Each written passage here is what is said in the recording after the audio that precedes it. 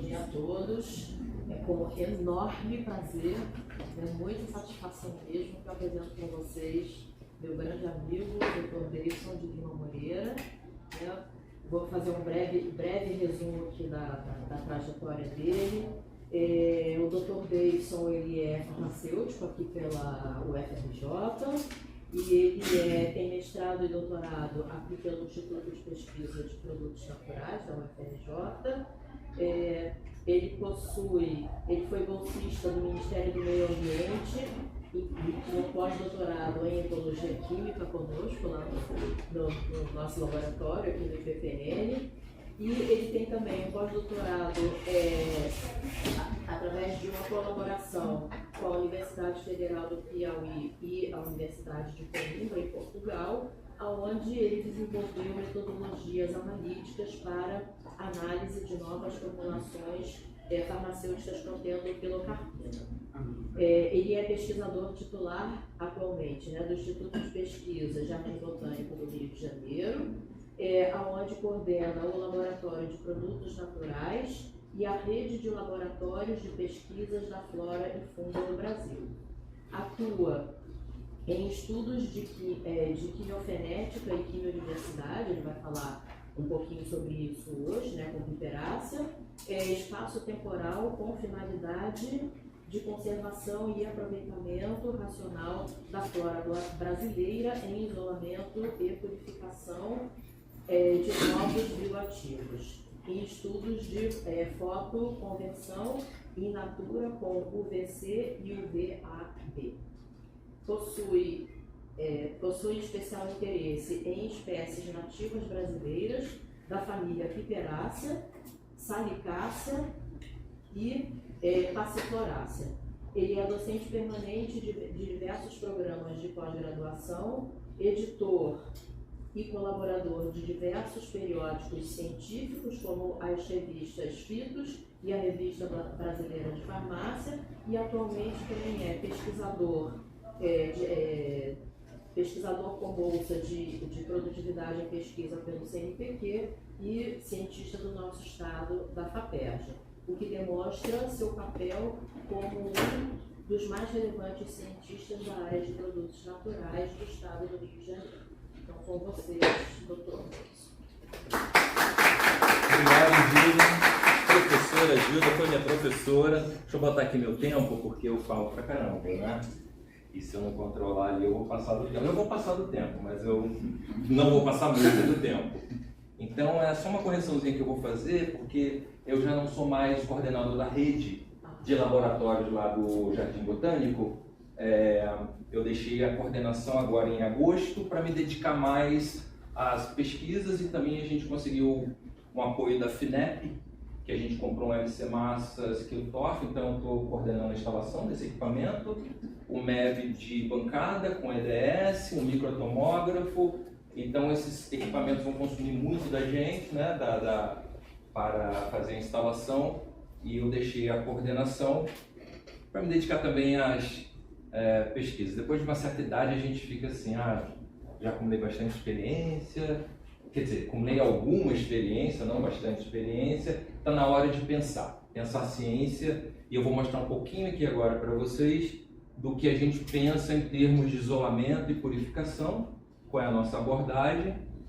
E no título que eu passei para vocês do evento, e já aproveito a oportunidade para agradecer por estar aqui na minha casa, onde eu fui formado por professores brilhantes da área de Química de Produtos Naturais. Aqui é o principal instituto de pesquisa de produtos naturais no Brasil, foi fundado por pesquisadores de renome, dentro da Química de Produtos Naturais, inclusive alguns que ajudaram na formação desse instituto, o professor Otto Gottlieb também, ele não chegou a estar aqui, mas ele ajudou na formação. Então saibam, quem é aluno aqui do IPPN ou pretende vir para cá, ou quem não conhece a história desse instituto, que esse instituto, junto com outros professores que foram, seguiram a filosofia do professor Walter, do professor Otto, da professora Kaplan, nós somos netos, bisnetos, alguns filhos também desses brilhantes pesquisadores em produtos naturais. E os produtos naturais, a química de produtos naturais, no meu ponto de vista, todo o conceito, todo o arcabouço científico saiu daqui, desse local. Então é muito importante que aqui seja a casa da química de produtos naturais do Brasil. Não há de se mudar, ou se mudar, que mude para melhor, mas num contexto de química de produtos naturais, no meu ponto de vista. Porque virou de núcleo, passou a ser instituto, que deu mais relevância ao local. Tudo bem? Não sei. E assim, eu começo falando que eu tenho muito orgulho de voltar aqui. Eu voltei aqui para dar um seminário há 2 anos atrás, a convite da professora Bernadette, gostei muito. Sempre que me chamarem eu estarei aqui, sempre que me chamam para bancas, defesas, ou se me convidarem para concurso, eu estarei aqui, porque aqui eu fui formado, aqui é onde eu tenho o maior prazer em estar.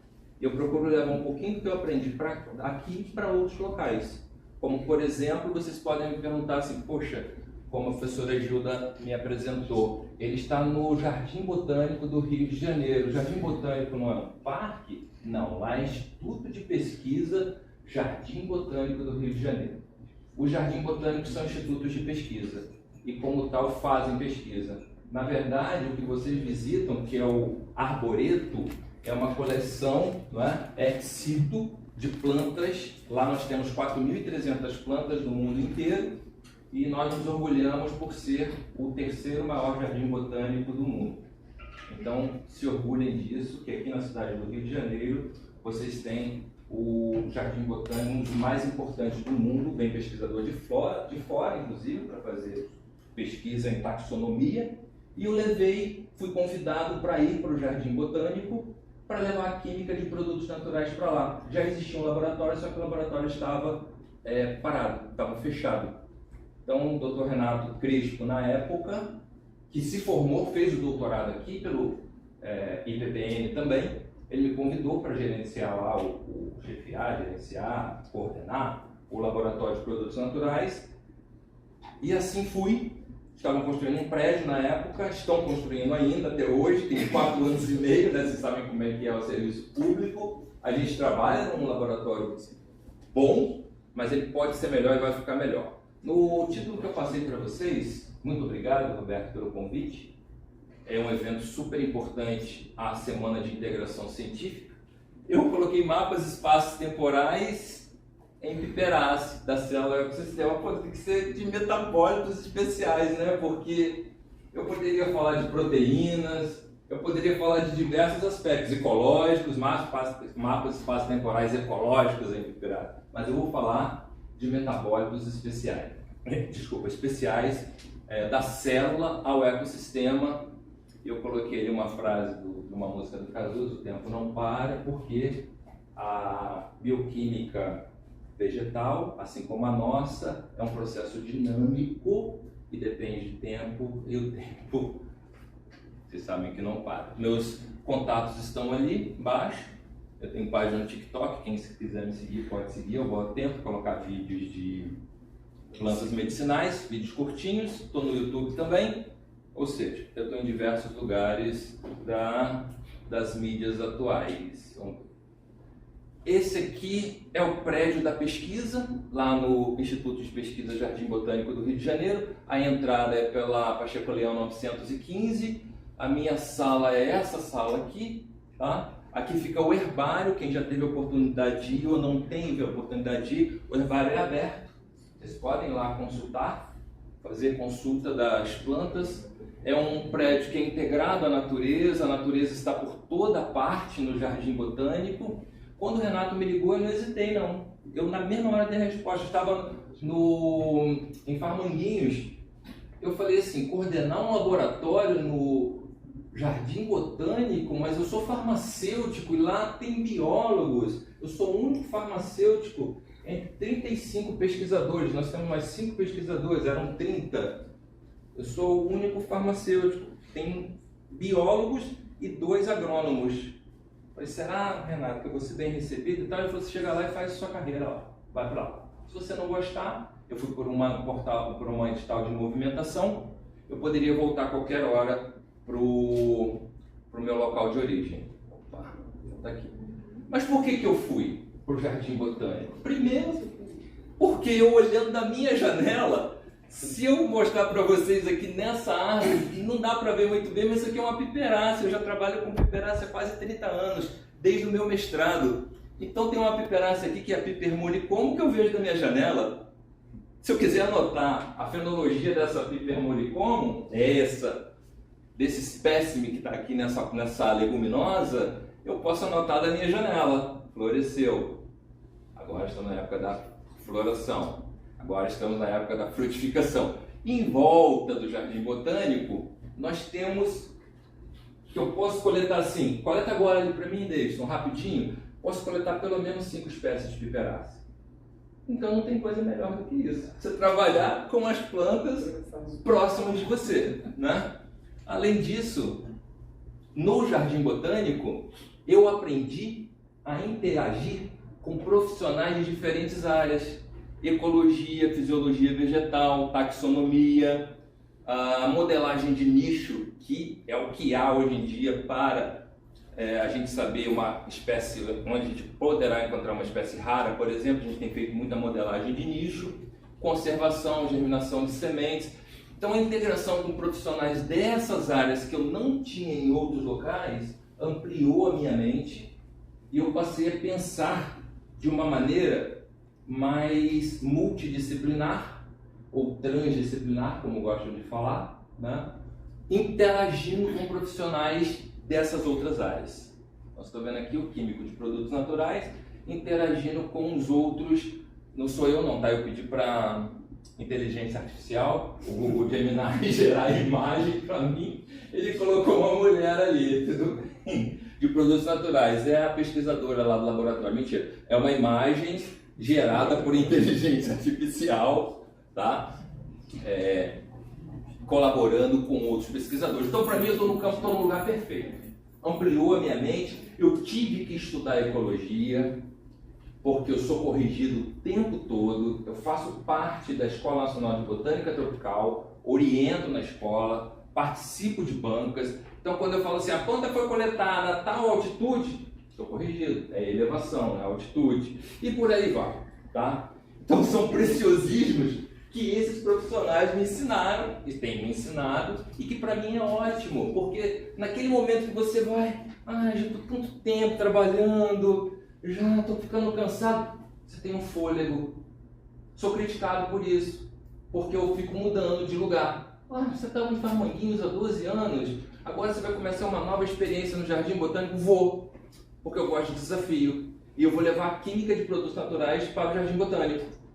Porque os jardins botânicos do mundo inteiro têm química de produtos naturais. Que o Garden, Royal Botanical Museum lá, da rainha, que é o principal jardim botânico do mundo, ele não tem um laboratório de produtos naturais. Ele tem um prédio que trabalha com produtos naturais, com vários LC Massas, com cooperação com várias indústrias. Então os jardins botânicos trabalham com produtos naturais. E eu tenho tentado levar isso para lá. É claro que a recepção, como qualquer outro lugar, tem pontos positivos dessa recepção, tem pontos negativos que a gente tem que lutar e abrir espaço, mas eu estou disposto a fazer isso, abrir e abrir espaço. Esse é o laboratório que eu frequento atualmente, tem HPLC, um analítico, um preparativo, é um laboratório simples, como vocês estão vendo. Esse aqui é o outro laboratório, onde a gente extrai óleo essencial, evapora extratos, mas esse aqui é o principal, gente, é a visão da minha sala. É onde, quando eu estou estressado, recebo um parecer assim, quero matar esse parecerista, aí eu vou e ando no arboreto, vejo quais plantas estão florescendo para coletar, aprendo a fenologia de uma planta que eu não conhecia, e com isso o estresse diminui com o tempo. A gente está para o LC Massas, que chegou agora, que é o TOF, a gente construiu um outro laboratório, um outro espaço, vai ser instalado até fevereiro, não foi instalado ainda porque o no-break, a gente estava com problema para comprar um no-break. Verba da FINEP é assim, você tem que fazer remanejamento, é um custo, demora 2 meses para você conseguir fazer o remanejamento de verba, e o equipamento já chegou a 4 meses, está lá nas caixas. Infelizmente está lá na caixa, né, Ricardo? Ficou olhando para o equipamento assim, ó, e eu pagando para fazer análise lá aqui no Labetec. Quem quiser fazer um tour virtual, a apresentação está no YouTube, é só apontar para esse código, QR Code, que vai fazer um tour virtual em todos os laboratórios, tá? Foi gravado em 3D, inclusive com a apresentação de todos os laboratórios pelos coordenadores da época. E hoje eu trouxe para vocês essa minha breve introdução. Eu falei agora, oh meu Deus, só foi 10 minutos. Então eu vou falar sobre conceitos em quimiodiversidade, quimiofenética, diversidade fenotípica química. Algumas coisas eu já trouxe naquele seminário que eu fiz anteriormente, mas o trabalho evoluiu um pouco mais e tem muita gente que está aqui hoje que não estava no seminário, mas algumas coisas que eu vou apresentar hoje eu apresentei naquele seminário. Mas acreditem em mim, evoluiu o trabalho, tá? Depois eu vou falar dos exemplos, que é uma racionalização espaço-temporal, diversidade fenotípica química, no que eu trabalho, que é piperácea. Então, a gente tem ali naquele diagrama as coordenadas espaciais, x, y e z, e Lamarck, desculpa aí professor, se eu falei errado o francês, tá? Lamarck, que eu fiz francês, naquela época eu fiz prova de francês, o senhor foi meu supervisor da prova de francês. Ele colocou nesse diagrama a linha do tempo, então a gente tem um cone do passado, um cone do futuro, e os estudos, algumas pessoas estudaram como é que foi a evolução de produtos naturais ao longo do tempo, e esse diagrama fala bem, que eu não vou me ater muito, mas na linha do tempo, desde o período cambriano, ordoviciano, devoniano, a gente tem o surgimento de metabólitos especiais, metabólitos secundários, tá? Que foram surgindo ao longo do tempo de acordo com a progressão temporal e a progressão das espécies. Quando chegou em angiosperma, por exemplo, no Cenozoico, as substâncias voláteis vieram com todo, né? Essas plantas começaram a produzir os voláteis para facilitar as interações tróficas no ambiente, assim como também as substâncias que dão cor, por exemplo, antocianinas, antocianidinas, que são envolvidas em polinização, porque essas plantas precisam de polinizadores e tem que atrair esses polinizadores e repelir herbívoros também. Tá? Então isso aqui é uma linha de progressão temporal, alguns chamam de evolução, evolutivo. Eu tenho uma certa birra com essa palavra evolução, porque evolução dá uma ideia de, quando está evoluído para a gente, é uma ideia de que é melhor do que estava anteriormente, mas a gente não pode comparar a evolução de quem é mais evoluído, o tubarão ou um ser humano. Tem que comparar, né, nas plantas, quem é mais evoluído, uma árvore ou um arbusto. Existem pontos de evolução nas árvores e nós de evolução nas plantas herbáceas, mas eu não gosto muito de usar evolução, eu gosto de usar progressão. Embora um artigo que a gente publicou atualmente, a gente usou ecoevolutivo porque é o que domina no mainstream, né? Mas eu falo progressão. Já tive até uma discussão com a Suzana, ou professora que também se formou aqui, diretora da Faculdade de Farmácia atualmente, e por que não usar a evolução, né? Enrolei para falar isso, mas vamos ao que interessa, da célula ao ecossistema. Nós temos a célula, que pode ser, no caso aqui, no nosso caso, é uma célula vegetal. Nós temos ali os cromossomos, e nos cromossomos nós temos a dupla fita em alfa-hélice do DNA. A partir do DNA a gente tem a transcrição para o RNA, do RNA a gente tem a tradução para proteínas, que podem ser enzimas, e a partir dessas proteínas que podem ser enzimas, nós temos as rotas biosintéticas, né, que levam à produção dos metabólitos. Os metabólitos então vão garantir o fenótipo químico. das plantas ou dos animais e por aí vai. Se a gente perceber bem nesse esquema, a gente, o organismo, né, o indivíduo pode ter influência de diversos fatores aqui, tanto na transcrição como na tradução e até mesmo na formação do metabolismo por atuação das enzimas. O que controla o fenótipo químico está mais ou menos ancorado nesses 3 pontos aqui, do DNA, né, genético, epigenético e enzimático, para controlar o metabolismo químico, e a gente tem trabalhado com isso. Nós vamos ter ali então o fenótipo, que são todas as substâncias do metabolismo especial, né?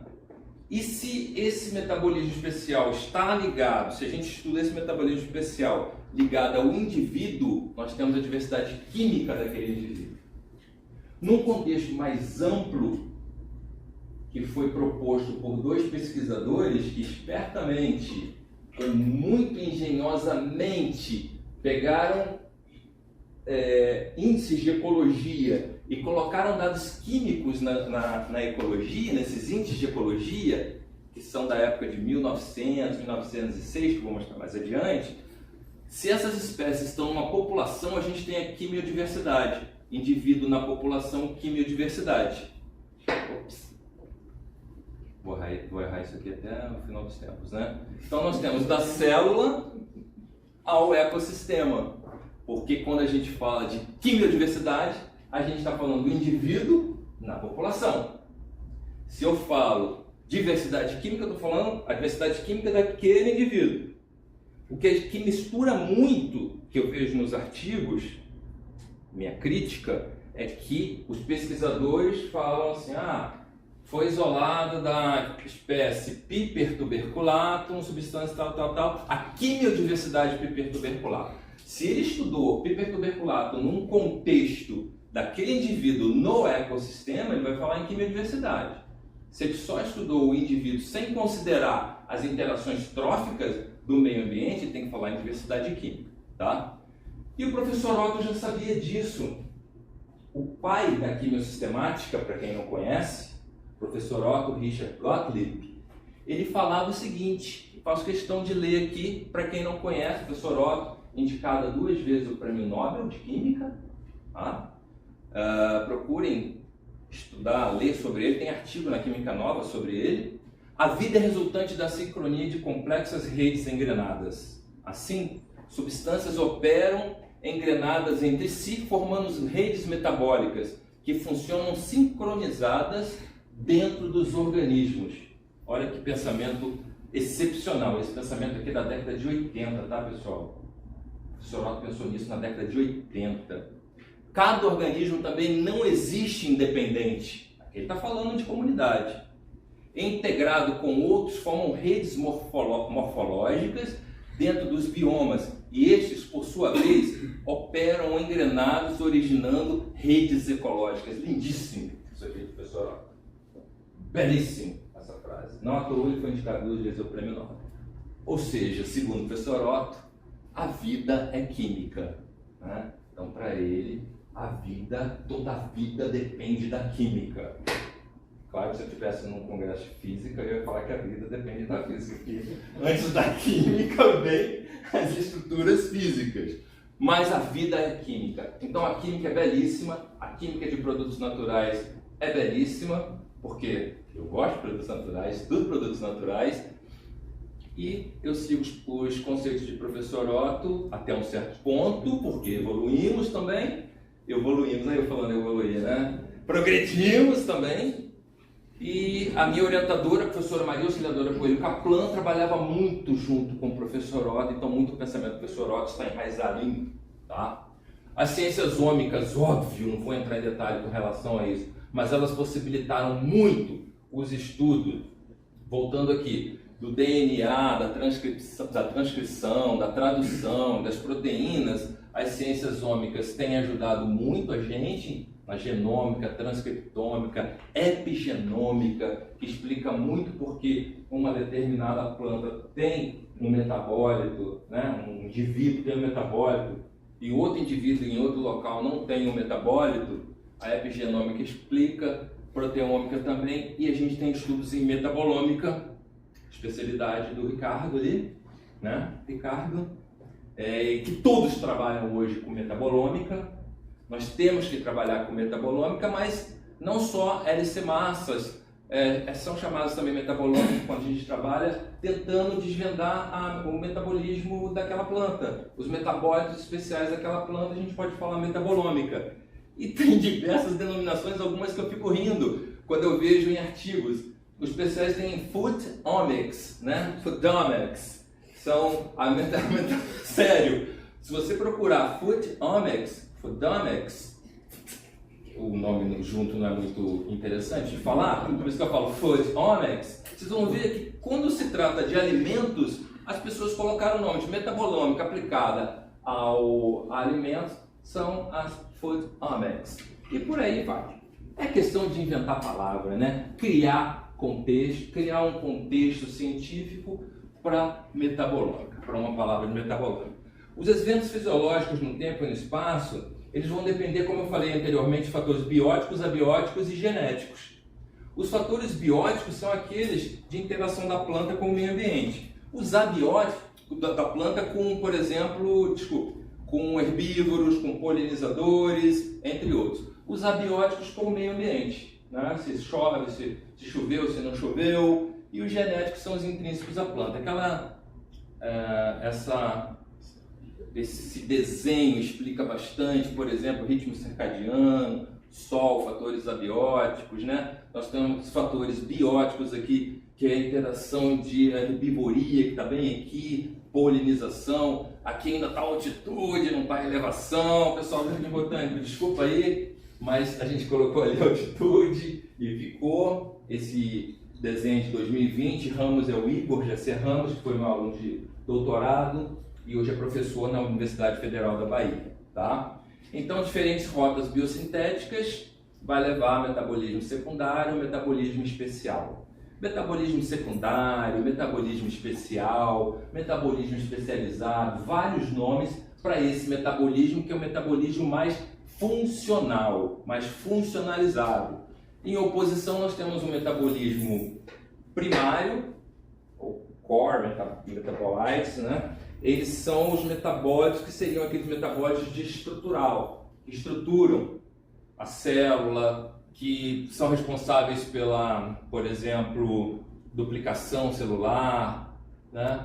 Mas outra coisa que eu também não gosto é dessa divisão, que é uma divisão que ela é uma divisão acadêmica.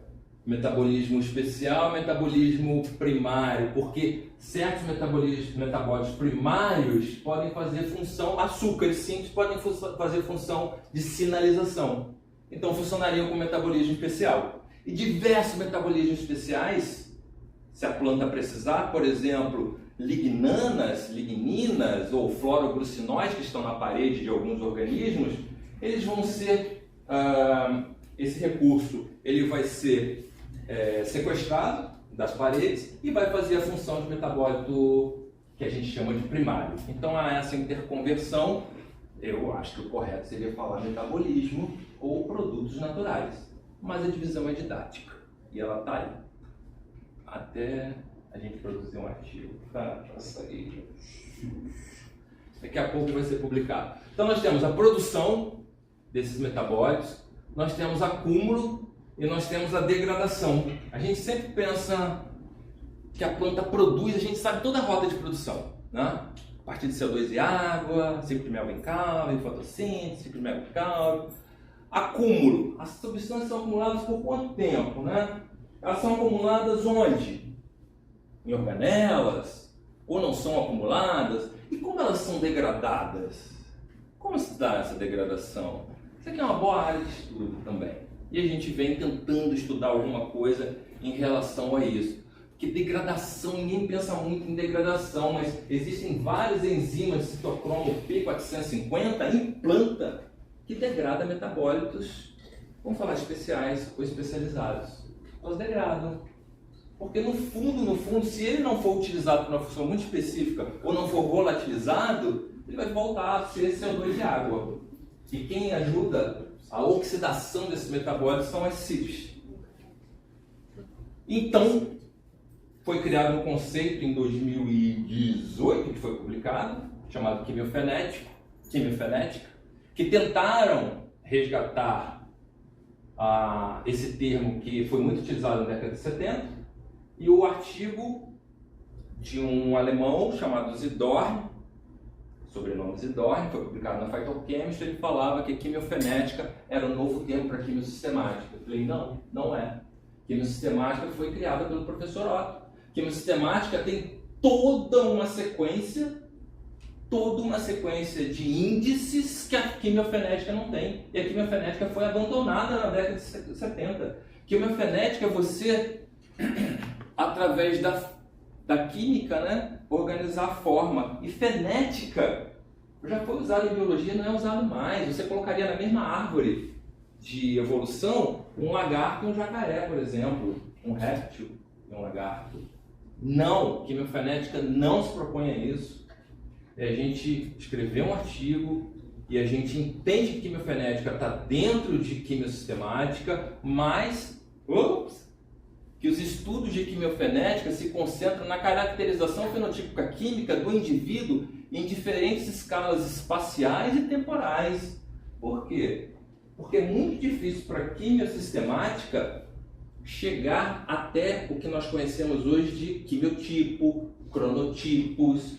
A quimiosistemática ela funciona mais em táxons mais superiores, a partir de gêneros, famílias, mas não tem índice de quimiosistemática para quimiotipos diferentes. Não tem, mas a gente cria, né? Criamos a nova quimiofenética, uma quimiofenética mais moderna. Então ela está aplicada a esses estudos, geotipos, ecotipos e cronotipos. Ainda falando, né, só relembrando da quimiodiversidade, estudos que se concentram na caracterização química de indivíduos em populações e suas interações com o meio ambiente. Não há de se confundir quimiodiversidade com diversidade química, portanto, tá, gente?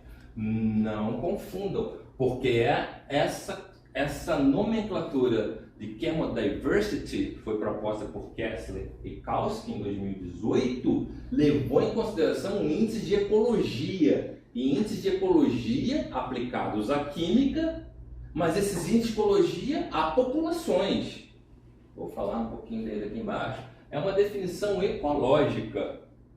Diversidade química eu já falei para vocês, são os indivíduos. Então temos a quimiofenética, o indivíduo em seu meio, racionalização, que é o nosso estudo, nós abordamos essa temática, racionalização espaço-temporal do indivíduo à comunidade, para a busca orientada de novos bioativos, estudos de conservação e ecologia química. Conservação por quê? Nós vimos que é muito importante estudos de conservação conversando com os nossos colegas do Jardim Botânico. Então a gente faz estudos de conservação no Jardim Botânico, tá? Através da química, claro, utilizando parâmetros químicos. Então ali tem um diagrama bastante interessante.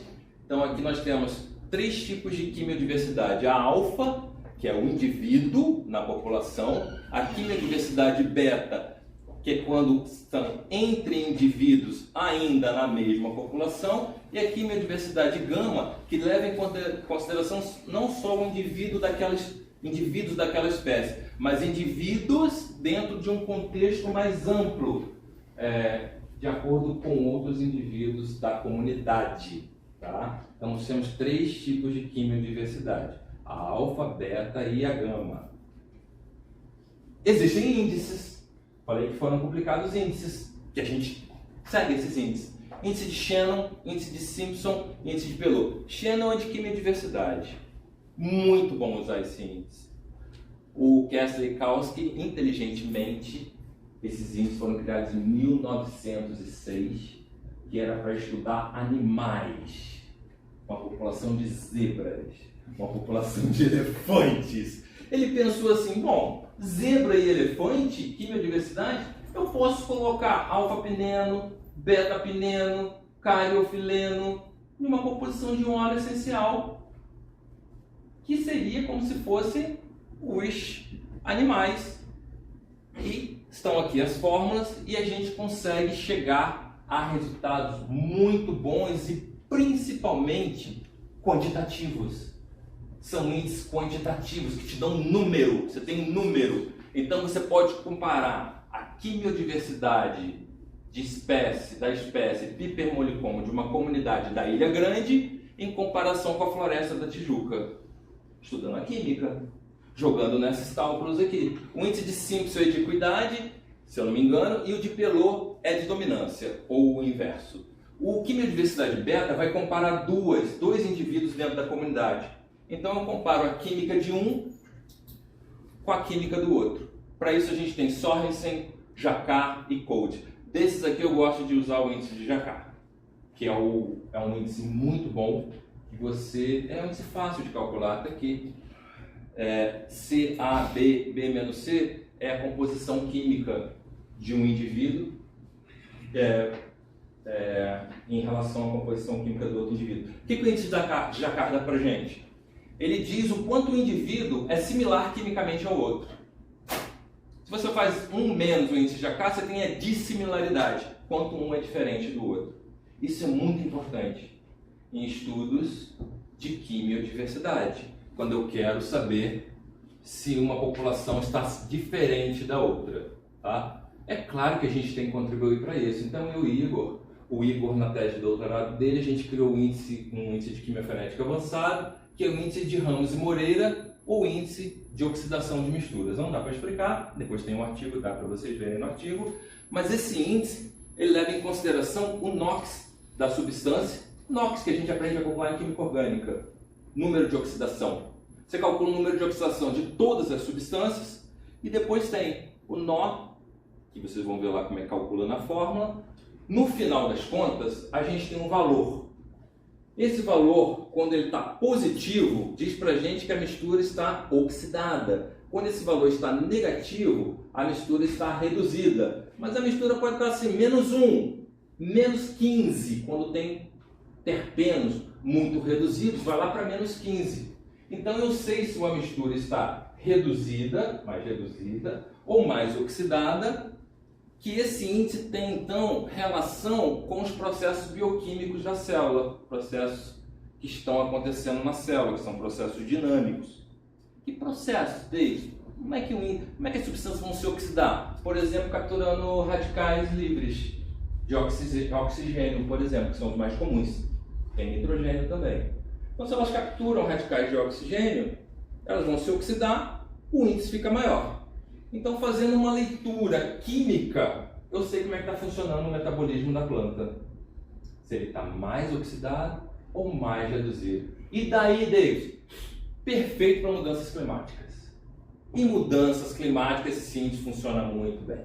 A gente tem testado esse índice, a gente já fez correlação com atividade contra radicais livres, funcionou muito bem. Durante o dia, as substâncias são mais oxidadas, porque a gente tem fotossíntese, tem a atividade mitocondrial. Durante a noite, o índice é mais reduzido, baixa fotossíntese ou nenhuma ausência de fotossíntese.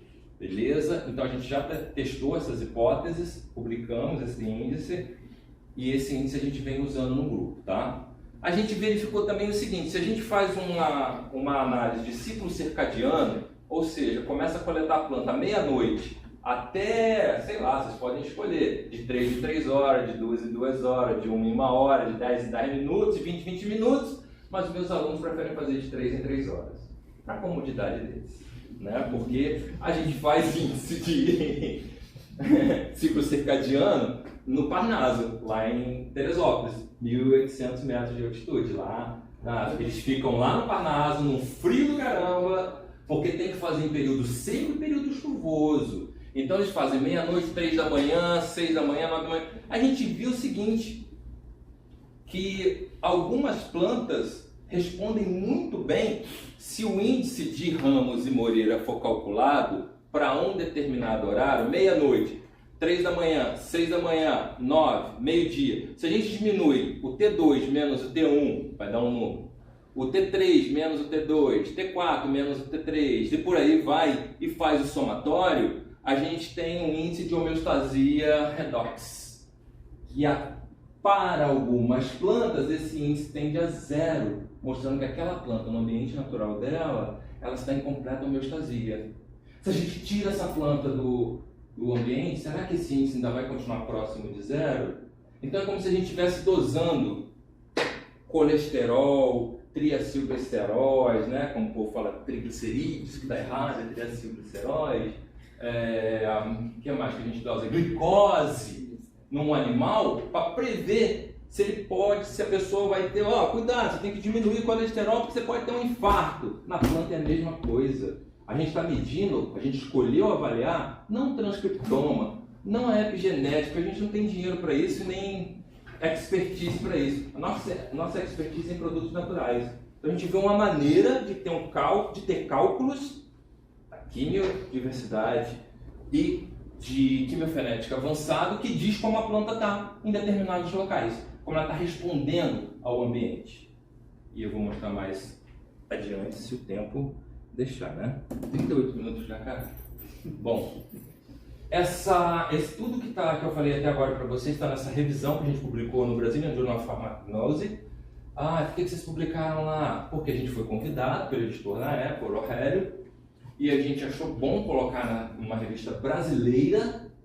Temos orgulho desse artigo ter sido citado pela maior pesquisadora em quimiodiversidade do mundo, que é a professora Miller, do Instituto Max Planck. Ela citou o nosso artigo e ficamos sabendo agora que esse artigo é o 4º mais citado no biênio 2023-2024, né? Então está com bastante citação.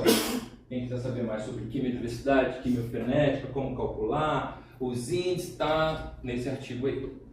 A gente lançou um outro artigo agora, que é uma outra forma que eu trabalho lá no Jardim Botânico, que a gente trabalha, que é um pensamento nosso. A gente trabalha com a racionalização espaço-temporal, de quimiodiversidade e quimiofenética, mas também a gente faz uma abordagem ecoevolutiva. A gente acabou de publicar esse artigo, que saiu na Frontiers in Ecology and Evolution.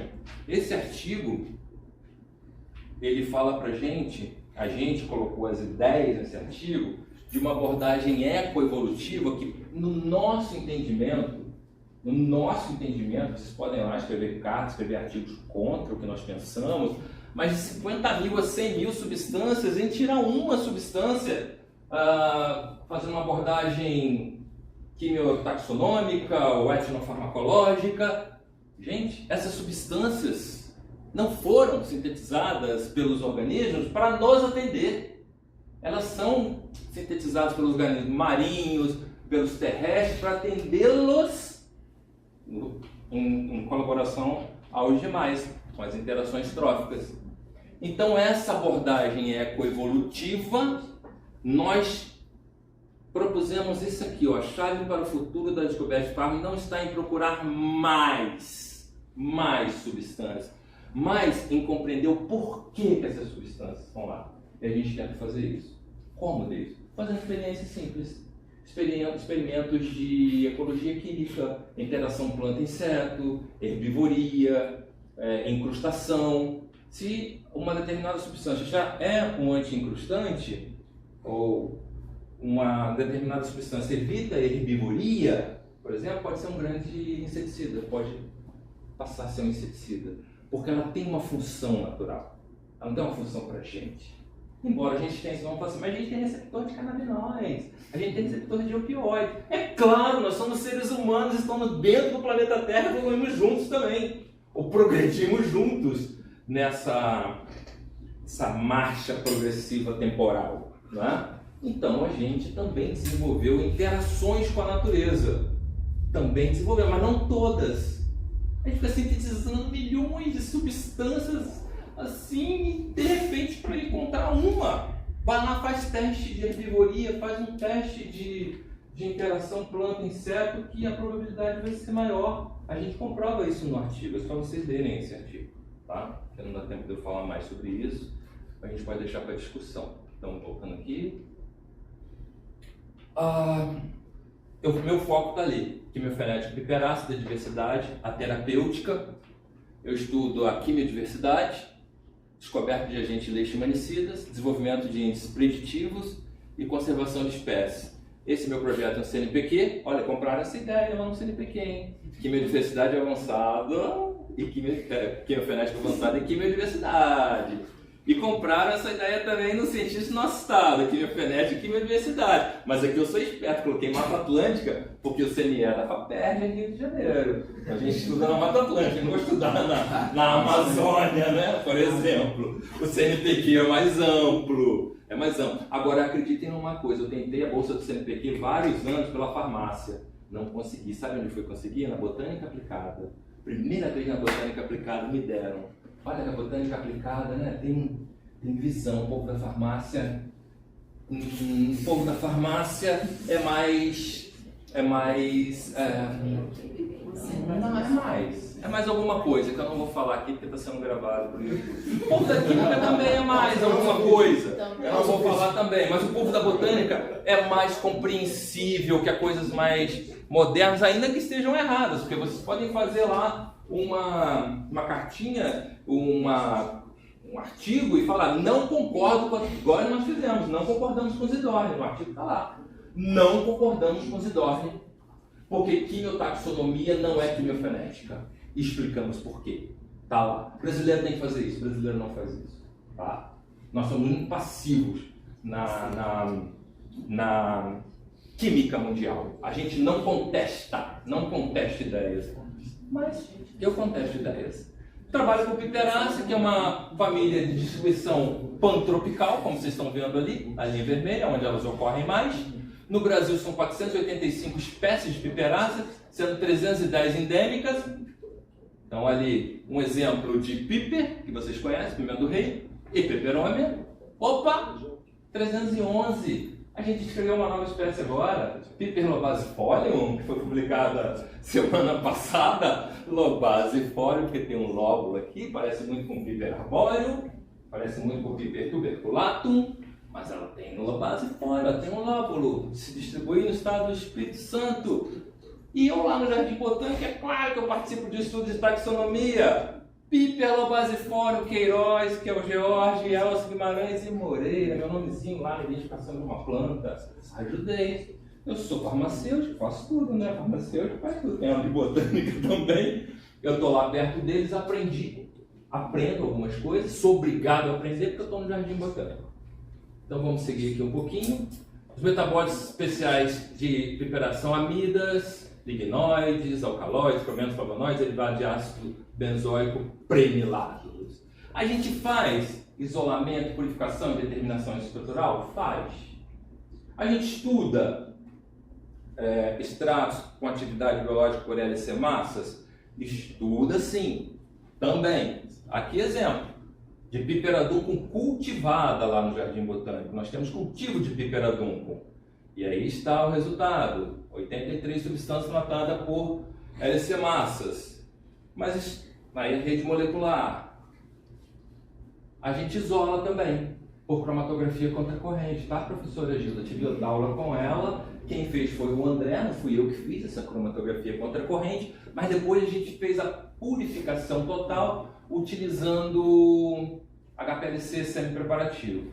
E a gente isolou essa neolignana belíssima, chamada multinodina, porque, se vocês perceberem aqui, ó, tem um anel C6 e C3, o outro anel aromático perdeu a aromaticidade, né? Multinodina. A gente tem ainda mais 9 análogos que estão sendo identificados, porque essa substância tem 4 estereocentos. Então, essa a gente conseguiu 100 mg, as outras assim, 2 mg, 3 mg, aí tem que fazer o dicrolismo circular. O Fernando da UF ajuda muito a gente a fazer a determinação dos estereocentos, mas a gente conseguiu e publicou na Journal of Chromatography. A gente faz esse trabalho. Esse trabalho aqui é fresquinho, foi publicado no sábado agora. A gente tem de piperribinóis, nós isolamos 3 neolignanos em grande quantidade. Epomantenoide 5, 6 conocarpano. Que o professor Roberto também, eu acho que isolou na época de pipersomisiano, esses epomantenoides. Pipersomisiano também tem, na sua época de doutorado. Patrícia isolou de Regnelli. De Regnelli. Regnelli também tem. Ok, ela tem tantas neolignanas, pessoal, tantas neolignanas, 50% do extrato em hexano corresponde ao palmotenoide 5. A gente extrai gramas dessa substância. Se tiver alguém de síntese aqui que quiser o palmotenoide 5 para trabalhar, a gente fornece. A gente fez uma rede e a gente identificou 14 substâncias inéditas. Identificou não, anotou putativamente, né, professor Ricardo? Porque a gente não identifica, a gente anota essas substâncias. Então, além das substâncias eupalmotenoide 5, 6, conocarpano, nós identificamos duas que merecem destaques, que são inéditas, duas aminadas no carbono 9. Foram 5 revisores para esse trabalho que encheram a paciência da gente. E a gente teve que fazer biossíntese, proposta biosintética. Tá? Tem uma proposta biosintética a partir do conocarpano. Essa aqui a gente identificou, que é inédita também. E depois a aminação no carbono 9. O mesmo com o palmotenoide 5, que está aqui, a hidroxilação e a aminação. Para mim são já metabólitos de rota já de degradação. Tivemos que justificar também porque o grupo amino estava na posição do carbono 9 e não estava no grupo do propileno. O cara pediu isso também, a gente justificou. Né? Então não é tão simples assim chegar e anotar. Mas graças às aulas de biossíntese do professor Parente, da professora Sônia e da professora Gilda, a gente também identificou essas substâncias aqui, ó. Olha que bonitas, que no carbono, onde tinha carbono 9 com a hidroxilação, e no carbono C', né? C', 9 linha, novas neolignanas com grupos cinâmicos ali grudadinhos nessas neolignanas que a gente chamou de palmotenoide de 1 a 4, porque já tem o palmotenoide de 1, 2, 3, 4, 5, 6, 7, 8, 9, 10, 11, 12, 13, 14, 15, 16, 17, 18, e a gente não sabia onde parava. Eu sugeri assim, vamos colocar o organismo romano de 1 a 4, já que elas são diferentes, né? Mas tá aí, a gente faz isso também, lá no laboratório, não querendo diminuir. Mas a gente trabalha com diversidade química. E tudo começou, 11h46, eu posso ir mais 15 minutinhos? Fica à vontade. Que, sou o último antes do almoço. Começou com a Gisele, que defendeu a tese dela em 2009, que está ali? Acho que era 2013, mas eu coloquei 2009. Mas ela começou em 2009, defendendo 2013, com, vou voltar aqui, piperadunco de 2 localidades diferentes, lá em Montes Claros. 50 quilômetros de diferença. Uma população de piperadunco produzia 1,8 cineol e transocimeno. A outra população de piperadunco produzia 1 cineol, não produzia transocimeno, em grandes quantidades, e ausência de arilpropanoides. A gente sabia que piperadunco era rica em dilapiol. E a gente estava com uma piperadunco pela primeira vez sem nada de dilapiol. Né? Então é um quimiotipo, que diabo é isso? A gente levou para casa de vegetação, cultivou e elas passaram sobre o mesmo cultivo, elas passaram a produzir 1,8 cineol. Ela fez umas experiências aí de isoenzimas, que era o que dava para a gente fazer na época, não dava para fazer transcriptoma, e viu que eram iguais, então são 2 geotipos. Em locais diferentes, elas produzem a química diferente. Sob as mesmas condições, mesma química. Aí eu entendi assim, puxa, por isso que no meu doutorado eu detestava trabalhar com pipermolicomo, porque em cada local que eu coletava pipermolicomo, dava uma composição química diferente. Se a gente planta pipermolicomo aqui no bloco H, ali, qual é o último bloco aqui? Bloco K. E se botar pipermolicomo no bloco A, a química vai ser diferente, porque pipermolicomo, esse estudo foi publicado, pipermolicomo é uma espécie que tem uma diversidade fenotípica química altíssima. Detestei no meu doutorado. Detestei, porque a gente quer o quê? Estabilidade. Estabilidade, porque a gente pensa assim, pra quê? Porque se eu vou desenvolver um fitoterápico, eu tenho que ter estabilidade química. Eu não posso ter uma variação muito grande. Mas depois, isso virou pra gente um trunfo muito grande. Ela tem variabilidade fenotípica química. Que bom! Agora vamos passar a estudar. O Igor, que foi meu aluno de doutorado, coletou essa planta em vários locais, fez o óleo essencial lá, da maneira típica que vocês conhecem. Marambaia, Ilha da Marambaia, Niterói, Rio de Janeiro e Teresópolis. E a composição química é completamente diferente, com algumas substâncias comuns entre elas.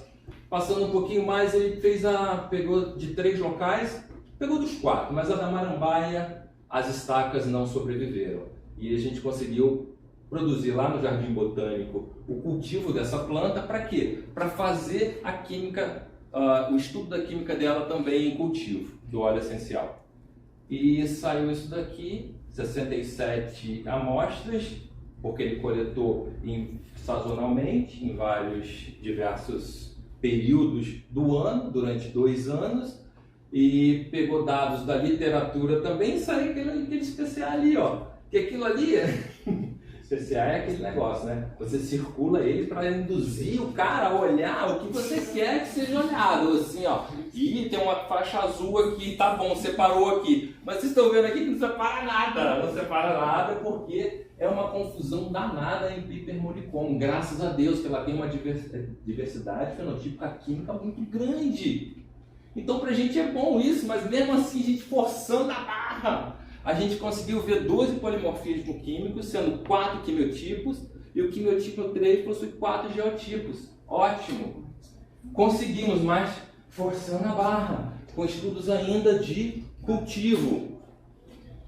Mas eu falei assim, não tá bom esse trabalho não. Vamos fazer o ciclo circadiano dessa planta. Eu quero ver como é que essas substâncias variam ao longo do dia, né? Cronobiologia, tá na moda cronobiologia atualmente, né? Mais para o organismo animal, mas a gente vai tem levado para a planta também. Então a gente coletou de meia-noite até às 21 horas. Percebam aqui, ó, estruturas, período da fase vegetativa. Linalol aberto, são monoterpenos oxigenados e acíclicos. Quando começa a ter luz do sol, as substâncias ciclizam. A gente fez correlações e viu que quando tem luz do sol, a enzima cineol ciclase, né, fica ativa e cicliza o que era acíclico. Mas tem uma questão também com relação ao linalol e nerolidol. Que linalol e nerolidol, até aqui, ó, 9 horas da manhã, que a gente tem o linalol em teor bem legal, é a hora de visita dos polinizadores. O linalol atrai polinizadores, atrai. O N-nerolidol atrai moscas, tá? Mas a gente fez a mesma coisa no período seco, fase reprodutiva. Para nossa surpresa, o cineol em todos os horários era a substância majoritária. E aí, David, o que está acontecendo, né? Por que o cineol na fase reprodutiva e na fase vegetativa muda tanto? A gente fez em diferentes partes da planta também. Então, um detalhe. Em piperáceas, geralmente nas raízes, a gente tem areopropanoides. Então, é uma distribuição espacial, tá? A gente chama de distribuição espacial, concordem ou não? Raiz é diferente de folha. É diferente de folha, está no espaço diferente da folha, né? É uma distribuição espacial diferente. Percebam que nas folhas é via do acetato mevalonato, do metileritrotiol, e embaixo é via do estigmato. Só que lá na Marambaia, para nossa desgraça, Piper mollicum produz areopropanoide nas folhas, em grande quantidade, na ilha da Marambaia. Fragmento, não é na Restinga não, tá pessoal? É em fragmento de Mata Atlântica. Por que Piper mollicum produz areopropanoides na ilha da Marambaia, né? Nas folhas? É um crosstalk? É produzido na raiz e levado para as folhas? A gente ainda tem que verificar isso. Por quê? Você entende? Por quê? Por quê? Esses areopropanoides são importantes? São. Porque os indígenas, quando pegam essas piperáceas, eles pegam, tiram a raiz, mastigam para curar dor de dente. São os areopropanoides. Quando eles mastigam as folhas, são as amidas. Mas os areopropanoides também anestesiam a boca e interrompem a dor de dente, tá? Então tem um sentido, a gente fez ali o agrupamento, o dendrograma, para mostrar a separação por via biosintética, publicamos nessa revista aí. Não satisfeito, eu falei assim, Igor, vamos avançar nesse estudo, Igor. Vamos cultivar agora, ao invés da primeira geração que você tirou do mato lá, dos locais de onde ela ocorre naturalmente, eu quero agora a primeira geração e a partir dessa a segunda geração, para a gente ver como é que fica a química. Então a gente fez o óleo essencial e a gente calculou aqueles índices que eu mostrei para vocês. Índice de Shannon. Primeiro que o perfil químico mudou em cultivo, tá? Alfa-pineno em pipermolicoma, em cima pipergaudichaudiana embaixo. Já diminuíram essas substâncias e aumentaram o linalol e o enerolidol. Mas o importante, e aqui no perfil químico de pipergaudichaudiano, biciclogemaquirano aumentou. O importante são esses índices aqui, ó. Planta na natureza. Planta em cultivo, primeira geração, planta em cultivo, segunda geração. Índice de Ramos e Moreira, menos 2,55 lá na natureza, mudou, menos 3,39 e tal. Depois, 3,81, 3,78, 3,30. Pessoal, a diferença é pouca, mas isso aqui é logaritmo, tá? Escala logarítmica. Então tem uma mudança significativa ali. A gente testou, fez os cálculos estatísticos. O que está acontecendo aí? Perda de diversidade química. O índice de Shannon dá pra gente, quanto maior é o índice de Shannon, maior a diversidade química. A gente cultiva uma planta, a gente já sabe disso. A diversidade química cai. Por que a diversidade química cai? Porque você não tem os predadores não. Os herbívoros que fazem herbivoria, né? Lá no campo, as interações com os outros polinizadores. Caiu. A planta vai se estabilizando. Até se a gente fizesse até a 10ª geração, provavelmente ela produziria uma substância. Que como a gente tem camomila hoje em dia, que produz camazuleno. Porque essas substâncias, essas plantas já foram aclimatadas. Ótimo pra gente. Ótimo pra farmácia. Péssimo pra planta. Porque se tiver um ataque de um herbívoro diferente, ela vai morrer, ela vai sucumbir. Porque ela não tem as defesas que ela tem mais. Então a gente tem visto isso, tá, pessoal? Esse artigo foi publicado também. Aí a gente começou, eu propus assim, Daniel, mais 5 minutinhos, porque eu vou ter que passar isso aí rapidinho. Não vai dar para falar tudo. Como sempre, eu não falo tudo, né? Eu falei assim, Daniel, por que na época, é outro aluno de mestrado, por que na época de floração produz o cineol? Eu quero saber por que produz cineol. Agora a gente vai fazer a interação planta-inseto. Vamos ver qual é o principal polinizador e o que está influenciando na polinização. O Daniel foi para o campo, biólogo, né? Adora ir para o campo. Vai que é uma beleza. Ficou lá, viu quantas visitas do jataí durante todo o período de floração. Ela floresce de novembro até março. Março a gente já tem mais fruto, não tem tanta flor. Mas ele ficava contando um dia por semana. A observação é meia hora observando, contou. Quais foram os que foram lá, pega com o pulsar para identificar depois. Descansa meia hora. Olha mais meia hora, descansa meia hora. Isso durante 4 meses, 3 meses fazendo isso. Para chegar nos números dos principais visitantes florais. E nós fizemos também dos diferentes estágios de desenvolvimento as substâncias, que eu vou mostrar aqui um pouquinho depois, mas é importante falar do eupatoriocromeno, que o teu percentual dele no órgão reprodutivo chega a 32%, e nas folhas não chega nem a 2,56%. Então a gente acha que tem um possível efeito ontogenia, de ontogênese. Ele estimula a passagem de um estágio do órgão reprodutor para outro estágio. Foram feitos vários estudos, resumindo aqui para vocês. Esses estudos a gente conhece agora quando a gente pode coletar para tirar transaerolidol de pipermolicoma da Mata Atlântica, tá? Da Mata Atlântica. Em outros lugares vai ser completamente diferente. Mas a gente sabe que o principal polinizador é o jataí, a abelhinha jataí, que estava até num vídeo que eu cheguei, ela estava aqui antes, o jataí estava lá. Então, o jataí, que é o principal visitante, mas a gente não pode falar que ele é o polinizador, é o visitante. Só pode falar que ele é o polinizador se a gente encontrar onde ele acumula o pólen, vincular o pólen na planta, se ele acumular, o jataí acumula aqui nas perninhas, nas corbículas. Tem outros que acumulam em outros lugares. Tive que estudar isso também. Agora estou trabalhando em polinização, estou tendo que estudar sobre polinização também.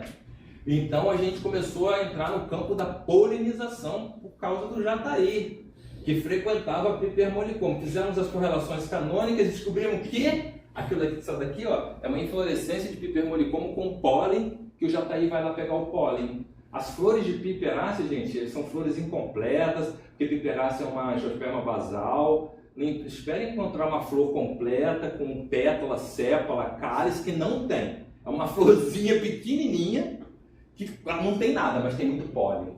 E o jataí vai lá para pegar o pólen. Só que a gente fez todas as correlações possíveis e imagináveis e o jataí não se correlacionou com nenhum aroma. A gente viu que nenhum aroma atraía o jataí lá para a planta.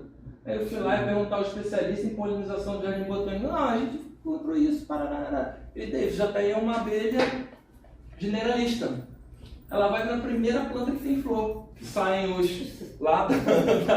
sai da colmeia as abelhas e volta depois para avisar os outros, ou para aquela planta ali está florescendo, vamos todo mundo para lá. E vai para lá, leva para lá. Não tem, Ricardo, um atrativo para o jataí. E a gente fez esse estudo todo. Mas a gente descobriu, por exemplo, que continuava o sinal alto aqui, por quê? Para evitar a herbivoria da planta. Nesse momento, a planta tem que estar com toda a maquinaria enzimática, ó. Ela não pode ser herbivorada nessa hora, porque senão vai falhar o processo de polinização. Falhando o processo de polinização, ela vai falhar em se reproduzir na natureza. É mais ou menos isso. E o limoneno está lá também presente. Olha lá, o jataí está ali, ó. Ele faz uma volta bonitinho, ele vai de cima para baixo fazendo uma volta, tá?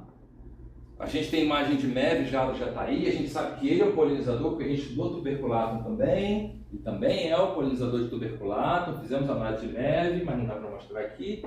E a gente criou esse tema aqui, Volatile Fog, publicando esse termo Volatile Fog, né? Porque eu fiquei pensando, qual é um termo que tem os aromas aqui da folha, os aromas são tridimensionais, vai buscar, é volatile o quê? Volatile cloud, volatile fog. Pô, parecia isso, mas volatile, mas esse negócio já tem. Eu falei, não tem não, me mostra aí onde na literatura tem um termo chamado volatile fog, me mostra aí onde tem, aí deixou passar. Volatile fog, é verdade, não tem ainda. E a gente leva lá pro pessoal da polinização como os voláteis, né? A nuvem de voláteis.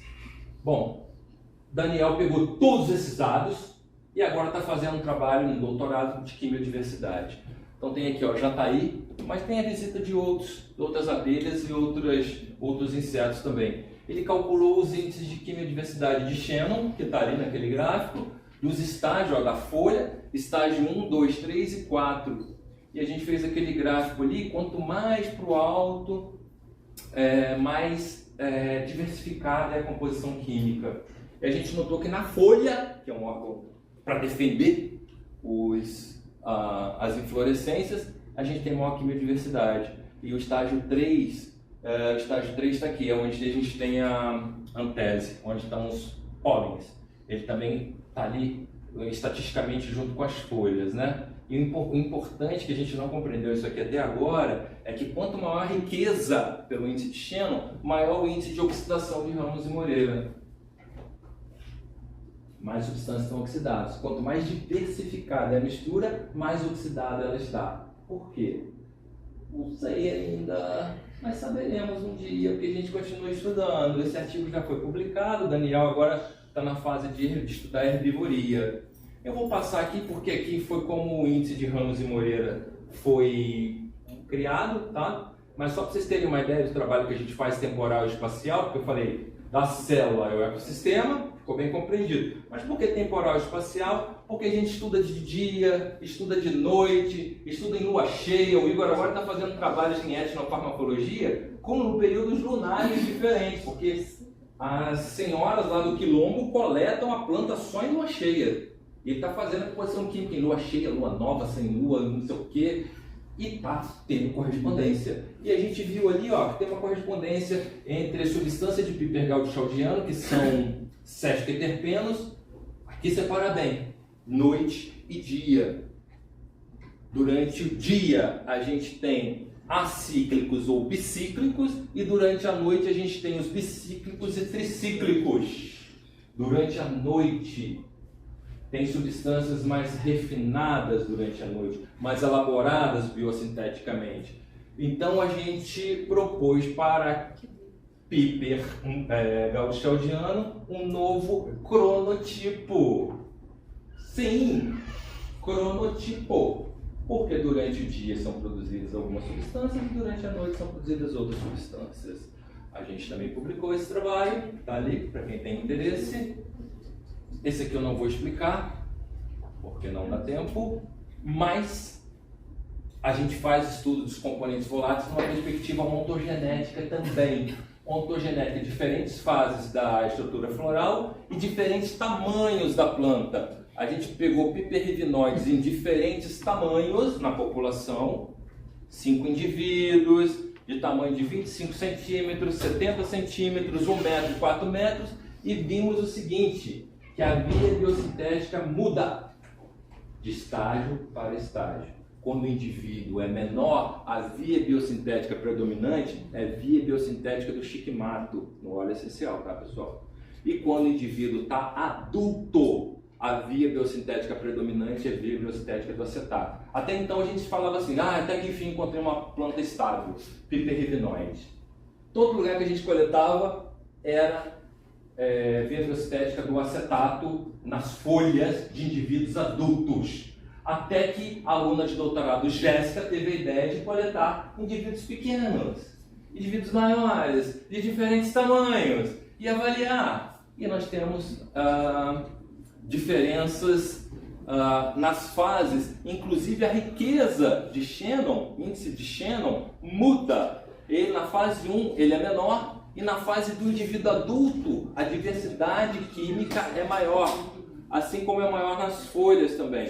Esse artigo também foi publicado. Esse trabalho aqui eu vou ter que passar, é tão bonito, Piperadunculum cultivada lá, nós cultivamos por alporquia, fizemos primeira e segunda geração. A Piperadunculum, pessoal, a gente só encontrava Piperadunculum via biosintética do acetato mevalonato sem dilapiol. Só na Amazônia tinha dilapiol. Até que um aluno coletou Piperadunculum na rodovia Rio Petrópolis e trouxe para o cultivo. Olha o passarinho comendo. Os frutinhos são muito apreciados por pássaros. Tá? Ou morcegos também. Morcegos gostam muito dos frutos de piperácea. E para nossa surpresa, esse aqui, meu tipo coletado aqui, é aqui meu tipo de lapiol. Estragou um trabalho que a gente ia fazer.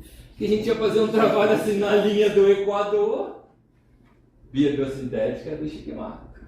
Passando para cima e para baixo, via biosintética do acetato. No ecótono, ali no cerrado, você pode ter tanto via biosintética do acetato quanto do shikamato. Essa maldita planta aqui estragou o nosso artigo, porque foi coletado aqui na Serra de Petrópolis e é um quimiotipo rico em dilapiol, cujo óleo chega a conter até 95% de dilapiol com rendimento de 1%.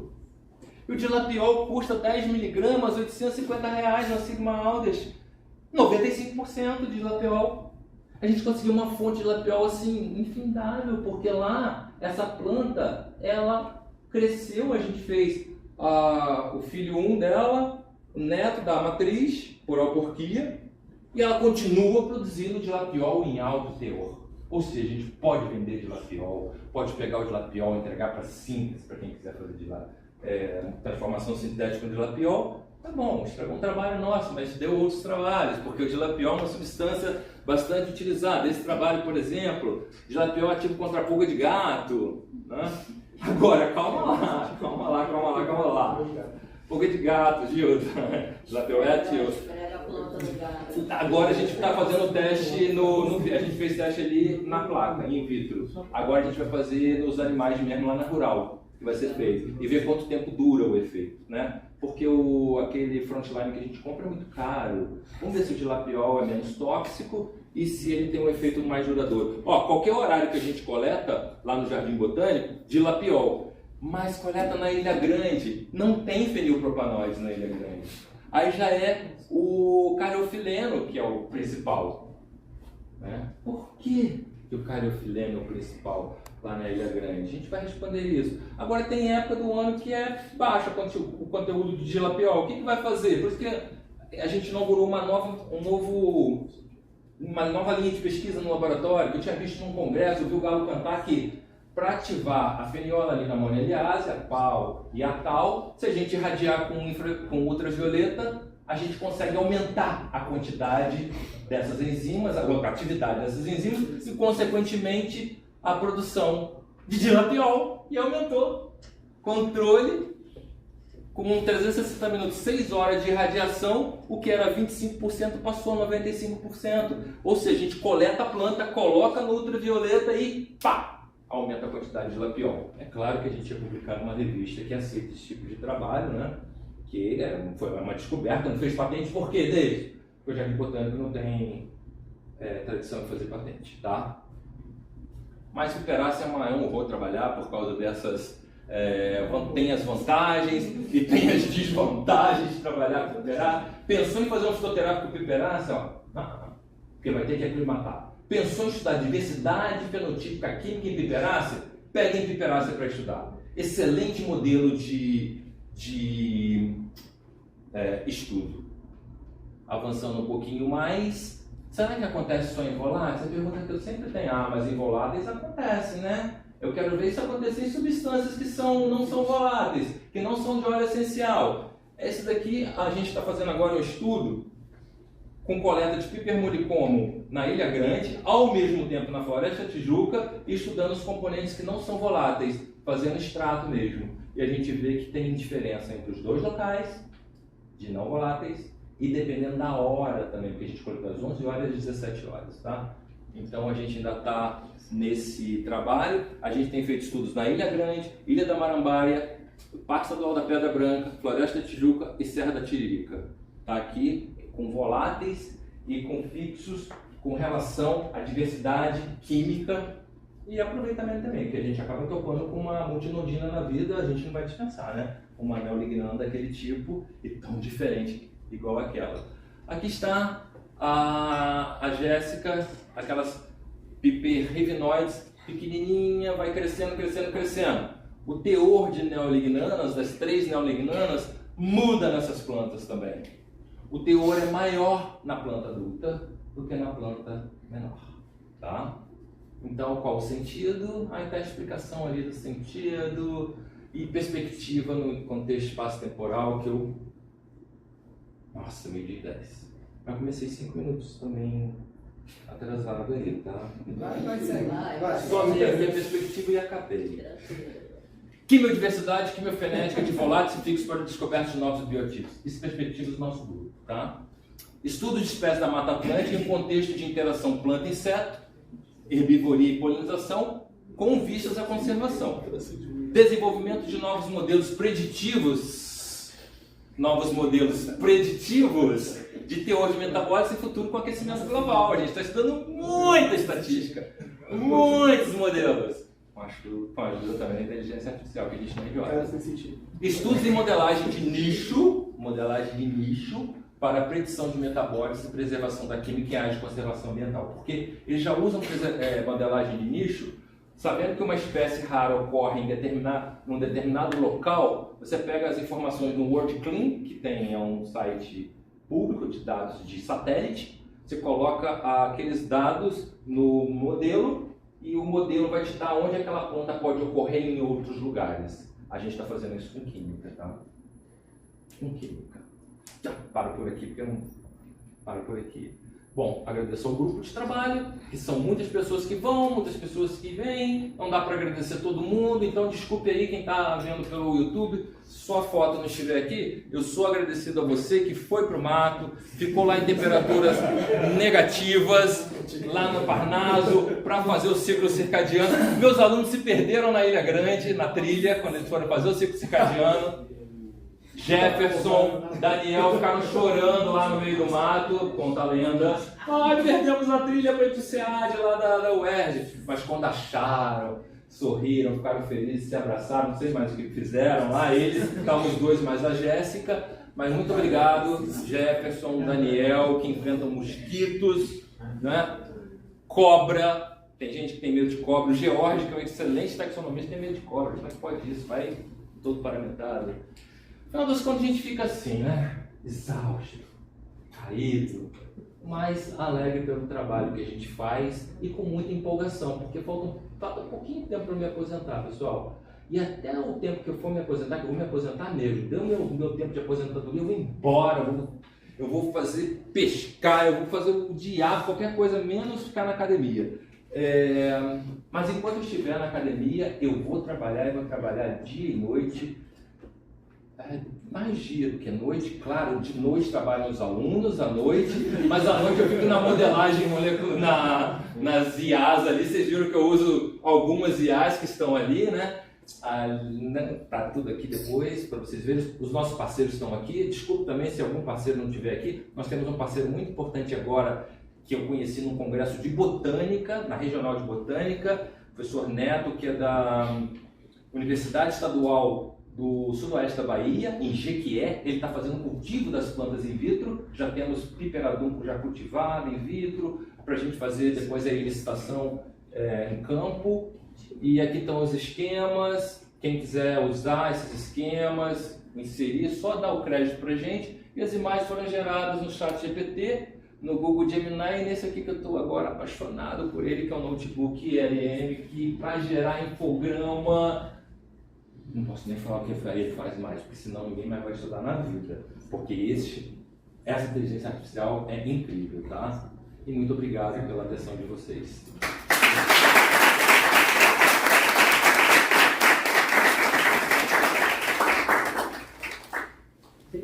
Pouquinho tempo, desculpa até. Sei que vocês vão apresentar agora à tarde, né? Tem apresentação 1 hora, né? Pouco tempo para estudar. 2 horas? Então dá para fazer uma pergunta? Dá, claro, com certeza. Eu não sei se o pessoal vai ter pergunta, porque eu falei muito rápido, né? Eu acho que depois dessa palestra maravilhosa, como a gente não abrir pelo menos uns 5, 10 minutinhos para a discussão. Pode cair em cima agora, pessoal, matando aí, porque eu não acredito nisso, não dá para fazer isso, você está extrapolando muito com os modelos, né? Falando coisas. Eu queria fazer uma observação. Claro, com certeza. Desde ontem, eu fui homenageado pelo IPPN. Parabéns, professor, eu não pude vir, desculpa. Obrigado. E o meu querido professor Roberto e o meu querido professor Fernando, e tanta gente trabalhou tanto, e eu adorei. Eu me senti massa. Mas ontem, o meu queridíssimo Renato Crespo, ele falou umas coisas assim tão lindas sobre mim, que eu me senti um bebê de 10 anos. Tão feliz eu fiquei. E durante as coisas lá, eu fiz um pedido a São Juan Diego, que é o dia dele ontem, né? São Juan Diego. Porque pedir ao santo é mais fácil que pedir ao CNPq. Professor, nem fala. Aí eu pedi a São Juan Diego, que é o dia dele ontem. Que é?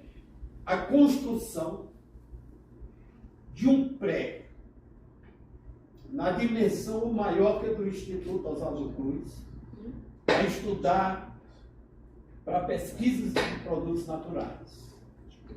E isso pode ser no Fundão, pode ser no Jardim Botânico, que é lindo, até porque é obra de Dom Pedro II, um dos maiores poetas que já passou pelo planeta Terra, além de gostar da natureza. Mas eu fiz esse pedido a São Juan Diego. E o professor Valdir, depois a gente comentando, o meu querido professor Roberto sabe bem o que aconteceu, aí ele disse, olha, o seu conterrâneo, Camilo Santana, ele é de Crato, eu sou de São Paulo. O seu conterrâneo, Camilo Santana, construiu um Instituto de Pesquisa de Produtos Naturais no Ceará. Mas eu não quero essa coisa assim. Eu gostaria de ser uma coisa enorme. Mas enorme para os jovens, para chamar a atenção dos jovens, desses meninos que estão aqui, dos recém-nascidos, dos que ainda vão nascer. Como o Instituto Oswaldo Cruz. O Instituto Oswaldo Cruz chama atenção. Mas eu gostaria de uma coisa enorme para estudar planta, bicho, inseto, tudo. Estudar tudo. Eu fiz esse pedido. E aí eu gostaria muito. O professor Caleb é um grande poeta, você sabe disso. Sim. Foi orientador do meu querido Renato Crespo. Do Renato. E comentar com o meu querido Renato Crespo, que ela é homem, com a professora Chila, com a professora, todo esse pessoal que ama química de produtos naturais, para que a obra da minha querida mãe, professora Capão, professor Walter Mori, professor Walter, não morra. Não morra. Exatamente. Então eu gostaria que você entrasse nessa Não corrente. deixaremos. E os detalhes, Nunca, jamais. minha querida Gilda, meu querido Roberto, os detalhes, eu paro por aqui. Não vamos deixar a obra deles morrer e Jamais. sempre lembrá-los, porque, por exemplo, o senhor falou do Jardim Botânico. O Instituto Agrícola, lá no Jardim Botânico, o senhor sabe que eles foram para lá primeiro. No Instituto Agrícola, né? Dr. Walter, professor Otto, professor Benjamin Gilbert, e o outro era, eu esqueci o nome dele. Eu esqueci, tem mais um. Era os 4 cavaleiros, né? Da Química de Produtos Naturais. Começou lá quando tinha o Instituto Agrícola lá no Jardim Botânico. Depois foi para a Praia Vermelha e depois veio para cá. Desde você imaginou um mega instituto naquele Jardim Botânico lindo. É como se o Instituto Oswaldo Cruz, naquela coisa linda assim. Mas pode ser no fundão, não tem problema. Mas tem que ser mega, tem que ser assim demais, tem que ser grande demais, para chamar a atenção desses meninos. E com a nossa biodiversidade. Agora você é importantíssimo disso. Muito importante. Ah, professor, eu já estou mais local, né? É muito cansativo a gente correr atrás de verba. Olha, uma palavrinha às vezes tem um efeito enorme. Não se iluda. Mas, Davidson, eu acho que antes de passar para o Roberto, porque Obrigado, Obrigado, professor. Obrigado. Obrigado. Professor.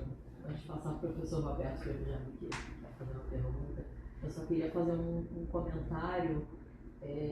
Assim, você saiu da sua zona de conforto. Sai. Você, assim, você tem uma interação com pessoas de outras áreas, então eu acho que a sua apresentação hoje, eu acho que é no mínimo inspiradora para todos que estão aqui nessa sala, né, de ver que assim, a gente tem muito a aprender com os colaboradores, com todas as ciências que estão à nossa volta, né, e nisso a gente tem uma vantagem que a gente está aqui no Centro de Ciências da Saúde, né, com vários outros programas de pós-graduação, outras pessoas para interagir, né, e então assim, eu acho que é importante a gente abrir a cabeça com essas palestras, né, e Davidson mostrou um trabalho lindíssimo, maravilhoso, da importância, né, de quem trabalha com produtos naturais, de estar em contato com os botânicos, com o pessoal da Ecologia está aqui na frente. Exatamente. Se não me falha a memória, e o Ricardo me corrige, o Ricardo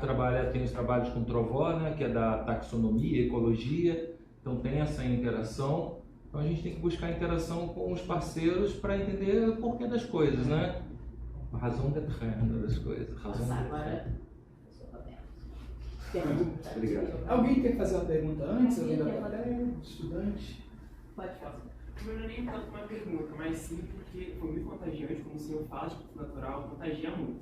O senhor abriu a boca aqui, eu acho que eu posso falar por todos, que teve um brilho do início. Sim, eu acabei de fazer botox, eu gastei nosso tempo. Senhor. Você. Eu queria saber se você poderia falar um pouco sobre, assim, qual foi a maior dificuldade de mudar, assim, mais ou menos um pouco de área, e mais para lá da ecologia botânica. Ecologia química, vamos falar assim, eu não fui para botânica, eu fui para ecologia química e estou aprendendo um pouco sobre conservação, porque lá nós temos o CNC-Flora, que é o Centro Nacional de Conservação da Flora, onde eles avaliam se a espécie é ameaçada, está em risco de extinção, se já foi extinta. Então essa interação com eles, muito bom. Agora, a maior dificuldade que eu tive é não ser aceito. Porque o Jardim Botânico eles tiveram uma resistência muito grande, tá no YouTube ainda? Tiveram uma resistência muito grande a levar um farmacêutico para lá. E quem bancou isso foi o professor Renato, que tem essa visão quando ele era diretor. Ele falou, a gente tem que ter uma química de produtos naturais aqui. Quem fez o laboratório foi o Dr. Gilberto, que não está entre nós mais, mas está olhando por nós, que era da química de algas. Ele fez o laboratório. Nós temos lá, professor, um prédio que está em finalização de construção, andar de baixo todo vai ser de produtos naturais. Conseguimos o dinheiro da FINEP para terminar. E a maior dificuldade é que os botânicos taxonomistas clássicos, eles são tipo Mendel, na época de Mendel, sabe? São tipo ermitões, são tipo pessoas que ficam na salinha trabalhando. Você tem que vencer essa resistência, porque a resistência deles é muito grande em ter ideias mais novas, em ter, não ideias novas, mas ter pessoas de outras áreas que eles querem taxonomistas no Jardim Botânico. Taxonomistas no Jardim Botânico. Claro que a gente precisa de taxonomista, porque, não sei se vocês sabem, a cada dia é descoberta uma nova planta no Brasil. São mais de 380 espécies novas por ano que são descobertas no Brasil. 380. Tem que ter taxonomista? Tem. Mas aí você mostra, olha esse prédio aqui, Kew Garden. Não é o espelho de vocês, Kew Garden? Todo mundo quer ir para Kew Garden? Esse prédio todo aqui é de produtos naturais. Tem vários LC Massas lá em Kew Garden, várias pessoas de química e produtos naturais trabalhando no principal jardim botânico do mundo. Então essa foi a minha maior dificuldade. Mas eu também, quem me conhece, sabe, que eu não sou pouco se chega, entendeu? Falou, virou a cara para mim, ou falou alguma coisa errada. Cara, eu sou pesquisador titular, já não devo nada para ninguém mais, então eu sou o mais cordial possível. Agora virou, eu sou bom uma abelha, mas não sou o jataí que não tem ferrão não. Eu sou a Apis mellifera, meu filho, eu vou lá e pico tudo e acaba a confusão na hora, porque outra coisa, tem que mostrar também a importância daquele estudo se encaixando nos estudos de taxonomia, por exemplo, do Trovó, que está fazendo um trabalho com o Ricardo. Quanto é importante a química, porque às vezes não dá para você diferenciar só pela taxonomia, você precisa de uns dados químicos para diferenciar. Mas também não dá para diferenciar pela química somente, porque tem epigenética, tem variação metabólica ali no ciclo. Essa foi a minha dificuldade. E agora eu estou tranquilo, estão deixando eu trabalhar tranquilamente, estou fazendo interação, então chegam para mim lá com uma planta assim, Davis, o João Marcelo, Davis, trouxe uma planta para você, me traz uma planta desse tamanho aqui, com um bulbo desse tamanho, que negócio é esse? Essa planta aqui não faz fotossíntese. Como assim? Para mim todas as plantas faziam fotossíntese? Não, ela é uma planta que é uma planta parasita. Você está vendo essa parte do tubérculo dela? Está vendo essa raiz? É da planta hospedeira. A planta hospedeira fornece os açúcares, os nutrientes para ela. E ela tem uma inflorescência desse tamanho, com as flores masculinas ficam em cima, as flores femininas ficam enterradas, então o polinizador tem que entrar na terra para polinizá-la, e ela fica sugando de uma outra planta os açúcares para fazer todo o metabolismo especial dela. Olha que incrível. E eu não vou ficar feliz com isso? Quando o taxonomista me leva isso lá? Quando eles levam aquelas lanterninhas de fada, não sei se vocês conhecem, já viram falar, são plantas pequenininhas que estão lá, e são plantas que são parasitas de um fungo. O fungo fica no caule dela, e o fungo que fornece os açúcares para ela, também não faz fotossíntese, para ela fazer os metabólicos secundários. São coisas maravilhosas que surgem porque eu estou no Jardim Botânico, querido. Então de lá eu não saio até eu morrer ou me aposentar. Porque essas coisas surgem na nossa mão. Entendeu? Eu não preciso ir lá, ChatGPT, qual planta que eu vou estudar que não tem foto. Eu nem sabia que não tinha planta que fazia fotossíntese. Olha meu vice. Você entendeu? Para mim toda planta fazia fotossíntese. Essa parasita, outra ajuda. Uma coisa fenomenal.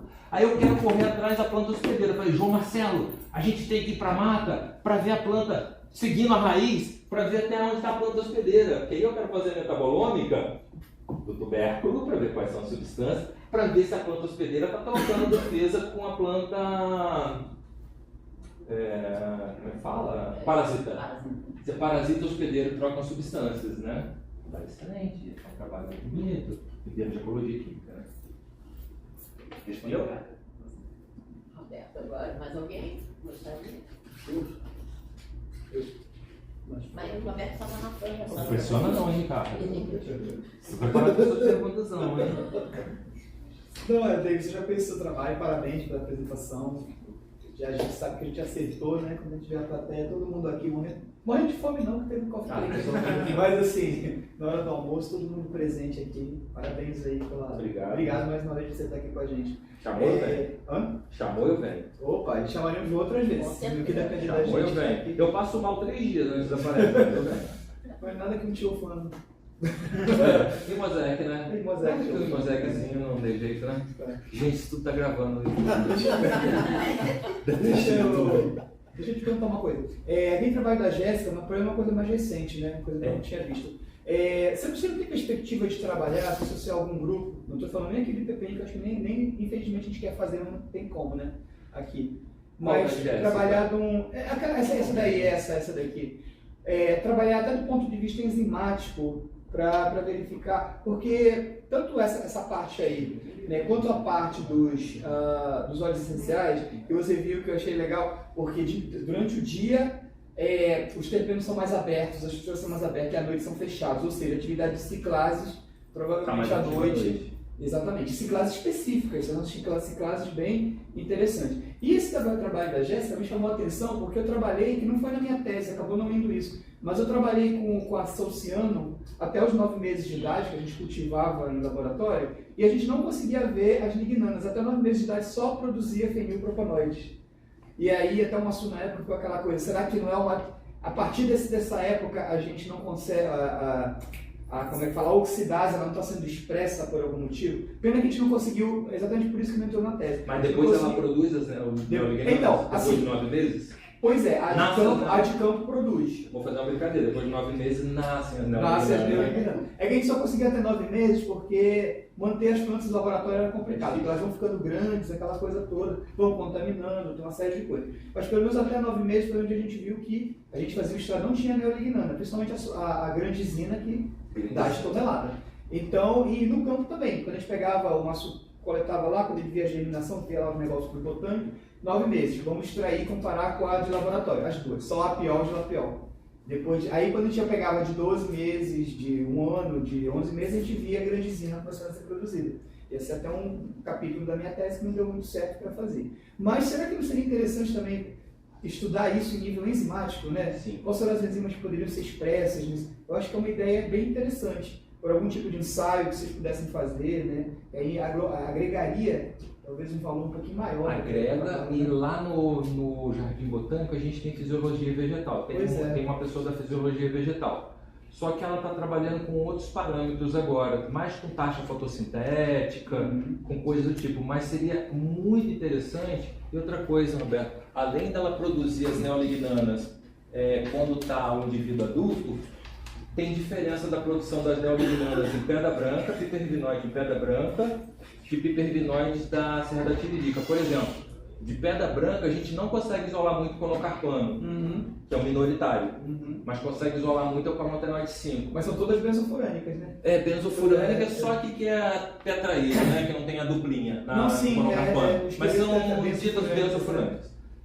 Agora, impressionante que quando ela coletou, a gente foi quantificar, e ela coletou na Serra da Tiririca, a principal é o conocarpano. Como é que pode isso? Eu falei assim, pô, e tudo faz parte da mesma... Era tudo antigamente, tudo a mesma Mata Atlântica, tudo a fragmentação de Mata Atlântica. Tudo uma floresta só, Mata Atlântica. Depois fragmentou, a gente veio fragmentando. Essa fragmentação, eu não sei, talvez no futuro vai criar uma variedade, vai começar a especiar, como acontece com os animais, que com os animais até, evolutivamente falando, é mais rápido, né? Mas agora a gente já sabe, se a gente quiser extrair conocarpano, que é o mais ativo de todas essas neolignanas, a gente coleta na Serra da Tiririca. Se quiser extrair o carotenoide 5, a gente extrai da Floresta da Tijuca. O André que gosta dessas coisas, entendeu? Ele não acredita muito na gente não, mas a gente vai lá, faz a quantificação com o padrão, mostra para ele e ele vai isolar. Porque ele falou assim, David, eu não consigo isolar 100 mg de conocarpano, mas do carotenoide 5 eu isolo 1 grama da Pedra Branca, que é a Floresta da Tijuca, que está ali do outro lado. Agora da Serra da Tiririca ele vai isolar 1 grama de conocarpano. Que a gente até acredita assim, é uma coisa que estava participando de uma discussão numa banca sobre a questão genética, né? Por exemplo, a gente fala para os alunos quando a gente dá aula, o que a gente coleta aqui às vezes não tem a mesma coisa que a gente coleta lá. Não é que a planta não esteja preparada, o DNA da planta não vai mudar de um lugar para outro. Não. Mas às vezes o gene não está sendo expresso, por algum motivo. Então eu vejo uma expressão grande, nesse caso que você contou, uma expressão grande da oxidase que faz o esqueleto benzofurânico, mas tem outras enzimas que estão sendo expressas em locais diferentes. Exato. É por isso que fica bonito, entendeu? Exato. Então aquelas enzimas, por algum motivo, elas estão sendo expressas na região da Praia Grande, e outras um pouco mais acima, um pouco mais outra região. Eu já vi a situação ocorrer da seguinte forma: aquela planta Crajiru, que é a era a Rabidia Chica, agora é a Fredericia Chica, que eu orientei um aluno de doutorado com essa planta. Os indígenas pegam e fazem um preparado para ela, é verde, folha verde, ela fica vermelha. Isso, vermelha, ela dá uma tinta vermelha com um aquecimento ali para depois eles usarem como pintura. Sim. Eu já peguei essa planta que tem cultivado lá no Jardim Botânico, já fiz uma situação em que você vê a produção no microscópio, você olha na hora, o que não era vermelho, você vai vendo o tecido invadido pelas 3-deoxiantocianidinas, carajurina e tudo mais. Eu faço uma coisa na planta que você vai vendo vermelho se espalhando pelos vasos. Belíssimo, lindíssimo. Claro que a gente não vou falar que a gente vai publicar, porque a gente sabe o que é. Que nunca ninguém falou. Mas tem que aquecer para dar o vermelho. Tem que aquecer para dar o vermelho. Gente, você tem que aquecer para dar o vermelho? Por que a planta que está no sol, que você está aquecendo, ela não fica vermelha? Ninguém pensou nisso não até hoje? Tem que aquecer para ficar vermelho? Tem que aquecer para ficar Quantidade de vermelho? calor. Olha lá, não é nem quantidade de calor. Porque os metabólitos são produzidos aonde, gente? Eles são estocados em locais diferentes. E para você ter a produção de um determinado metabólito, você tem que ter, às vezes, uma enzima que junte esses metabólitos e você tem que romper uma barreira. Muitas vezes essa barreira é uma organela. E a ativação pode ter sido dada pelo calor com uma quantidade específica. Pode ser pelo calor, pode ser por outras coisas também. A gente marca muito lá num equipamento chamado microscópio confocal, que você faz leitura por laser com espécime vivo ainda, com espécime vivo no sentido de que o tecido está vivo. Então você vê a produção na hora ali, marca a produção e faz um filminho da produção. Fica muito legal, muito legal, muito legal. Mas muito boa a sua ideia, só que faltam pernas, né? Exatamente, eu sempre falo, que às vezes a gente tem ideia, a gente sabe muito bem. Aqui, O principalmente. Massu está trabalhando muito com transcriptoma, eu conversei com ele lá na Parnaíba. A gente não tem como trabalhar com transcriptoma, porque tem que ter dinheiro. Então eu prefiro trabalhar lá no final, lá na ponta, né? Que são os metabólitos secundários. Prefiro não tenho outra opção. Eu tenho que trabalhar com isso, porque eu não tenho como fazer transcriptoma de planta. Então a gente vai ali vendo os metabólitos, criando uns índices, né, Ricardo? E vendo se a gente consegue tirar alguma coisa daí. Agora tu não faz uma pergunta difícil não, hein? Não, tu vai saber responder. Os índices você calcula em cima da estrutura ou em cima do dado de massas? Quer dizer, das estruturas, os índices de diversidade. Os índices de diversidade de Shannon, Pillow e de Simpson é simplesmente na substância e quanto tem da substância na mistura. Ah tá, concentração também conta. Concentração conta, por isso que ele é um índice quantitativo. Então a pessoa tem que fazer uma análise quantitativa. Tem que fazer uma análise quantitativa. Tem que fazer análise quantitativa. Isso. Porque senão vai cair no índice de presença e ausência, que é o índice de quimiosistemática, que é presença e ausência, que é frequência. Tá. Então você tem que quantificar, usar o mesmo método que você usou para uma população, você tem que usar para outra, e não dá para comparar os seus índices de Shannon com os índices de Shannon de uma outra pessoa que fez, porque só se ela fez no mesmo equipamento que você fez. Você entendeu? Eu estou querendo dizer o seguinte: se eu analiso um óleo essencial por CG massas, quantifiquei tudo, um quadrupolo simples, quadrupolo que a gente usa, a gente vai ter o teor e a substância identificada. Se a pessoa fez exatamente como eu fiz, é claro que a gente depois faz uma normatização para 100%. Que é como se você estivesse observando 5 zebras, 3 elefantes, 2 gnus. Quem tem mais? Qual a diversidade? Tem 1, 2, 3 animais. No outro parque tem 7 espécies de animais. Mas você tem que levar em consideração que são 5 zebras. Então essa quantidade entra nos índices. Mas em cima da substância anotada. Em cima da substância anotada. Tá. E o índice de Ramos e Moreira, a gente calcula o NOx da substância. Que a gente aprende a calcular carbono ligado a hidrogênio, carbono ligado a heteroátomo. É um cálculo de NOx que a gente vê se a substância está mais oxidada ou mais reduzida. Tá, então dá para fazer isso com dado de literatura. Claro que dá. Eu não preciso trabalhar mais no Da laboratório. mesma forma que deve dar para fazer com massas, com perda neutra direto do massa, não da substância. Sim. Eu não preciso mais. Se você tem muita hidroxila primária, certamente você vai ter perda de água. Sim. Então basta você filtrar por perda de água. Sim. Em última análise, sim. Mas assim, vamos lá. Para calcular esse Shannon, Peloa ou Jacquard, usando LC massas, o LC massas é um pouco mais complexo, você tem que identificar as substâncias, correto? Você vai ter que identificar e quantificar essa substância.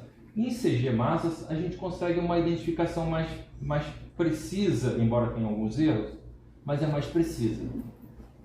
Com meus alunos, eu tenho feito com os fixos, com LC massas, o que eles conseguem identificar, pela mesma metodologia que a gente usa, a gente faz depois uma normatização para 100%, normatização, a gente tira a área, faz uma normatização para 100% e calcula os índices e vê como é que está. Tem dado certo, mas é uma coisa que a gente está testando. Para CG massa já está mais, como é que fala? A literatura já está mais estabelecida, mas para LC massas ainda não, sabe? Então, é uma coisa que a gente tem que ir pensando calma, porque você falar assim, essa área aqui a diversidade química foi maior durante a noite do que durante o dia, e tem que ter uma razão para isso, você está afirmando uma coisa ali. Você está entendendo o que eu estou falando? E para afirmar essas coisas, a gente sempre fica... O YouTube não está vendo, a gente fica assim, né? Porque é complicado. Mas a gente joga na literatura, a literatura está aí. Um dia vocês fazem um trabalho e falam assim, ó, você está errado, não é por causa da fotossíntese e da atividade mitocondrial que você tem mais substância oxidada durante o dia. É por outro efeito. Mas o fato é, durante o dia as substâncias são mais oxidadas. Durante a noite elas são mais reduzidas. Ponto. Já pensou em usar esse tipo de índice para avaliar se um extrato está estável ou não com o tempo? Pô, maravilha, daria também. Porque você vai... Porque às vezes a gente faz um extrato por maceração por dias. Isso. Mas você vai ter que quantificar algumas substâncias, tá? Ou você elege 5 marcadores ali para quantificá-los. Porque aí você vai ter, além do teor daquelas substâncias, você tem um número, porque ele te dá um valor. Esse valor você pode colocar assim, ambiente poluído com ambiente não poluído, ambiente urbano com ambiente... O que a gente tem visto, que os ambientes insulares, de ilhas, as plantas têm menor diversidade química, tá, gente, que eu chuto, do que em ambientes de fragmentos de Mata Atlântica continental. Faz sentido? Na ilha, a diversidade química é menor do que em fragmentos de Mata Atlântica, principalmente que a gente estuda perto das cidades. Caso se pensar. Aí tem todo o pessoal que estuda ilhas, que eu já conversei lá no Jardim Botânico. Ah, mas isso já é conhecido deles, porque as ilhas tendem a conservar mais o germoplasma, tendem a ser ambientes de conservação. Se conservou a genética naquele local, você também não vai ter grandes interações tróficas no local, porque ele está cercado por um mar. Para chegar muita coisa lá vai ser mais difícil, a não ser que tenha ficado aprisionado quando a ilha se separou do continente. Porque tem isso também, que Ilha Grande, Marambaia já foram no continente. A Ilha Grande mais tempo, se afastou mais tempo do que a Marambaia. O cara lá que estuda a ilha que me falou isso. Estou reproduzindo o que o cara me falou. O Máximo, que estuda ilhas, me falou isso, tá? Então são coisas que ficam na cabeça da gente. Por que a diversidade química é maior na Mata Atlântica, de fragmentos próximos? O que a gente estuda é Floresta da Tijuca, Serra da Tiririca e Pedra Branca, do que na Ilha Grande e na Ilha da Marambaia. Dá pra gente fazer também trabalho do seguinte, ó, esses índices se aplicam ao seguinte, que é para se aplicar isso. Você pode pegar várias unidades de conservação, as pessoas fazem levantamentos sobre as plantas que tem naquela unidade de conservação. Você pode aplicar esses índices nessas unidades de conservação com base na quantidade de plantas por gênero. Também funciona. Então você vai ver qual é mais. Eu estou fazendo um trabalho com o Valdir sobre isso. Qual ambiente é mais diverso do que o outro? Em termos de diversidade de vegetais, mas ele te dá um número. O índice de Shannon por exemplo, Serra da Tiririca é 4. O índice de Shannon da praia, uma praia lá de uma enseada da Ilha Grande, deu 2, alguma coisa. Então a diversidade é maior. E a gente sabendo quais são as famílias dominantes naquele local, a gente é capaz de predizer a química do local, entendeu? Dá para fazer um monte de coisa com esses índices, pessoal.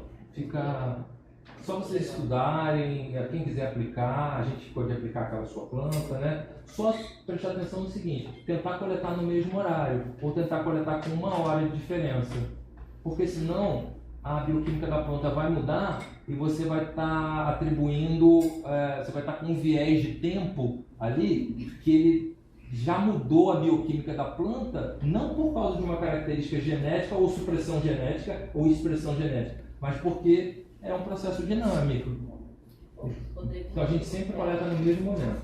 E você acha que essa questão dessa variabilidade aí em termos de tempo, né, cronológica, porque as piperáceas, elas são ervas, né?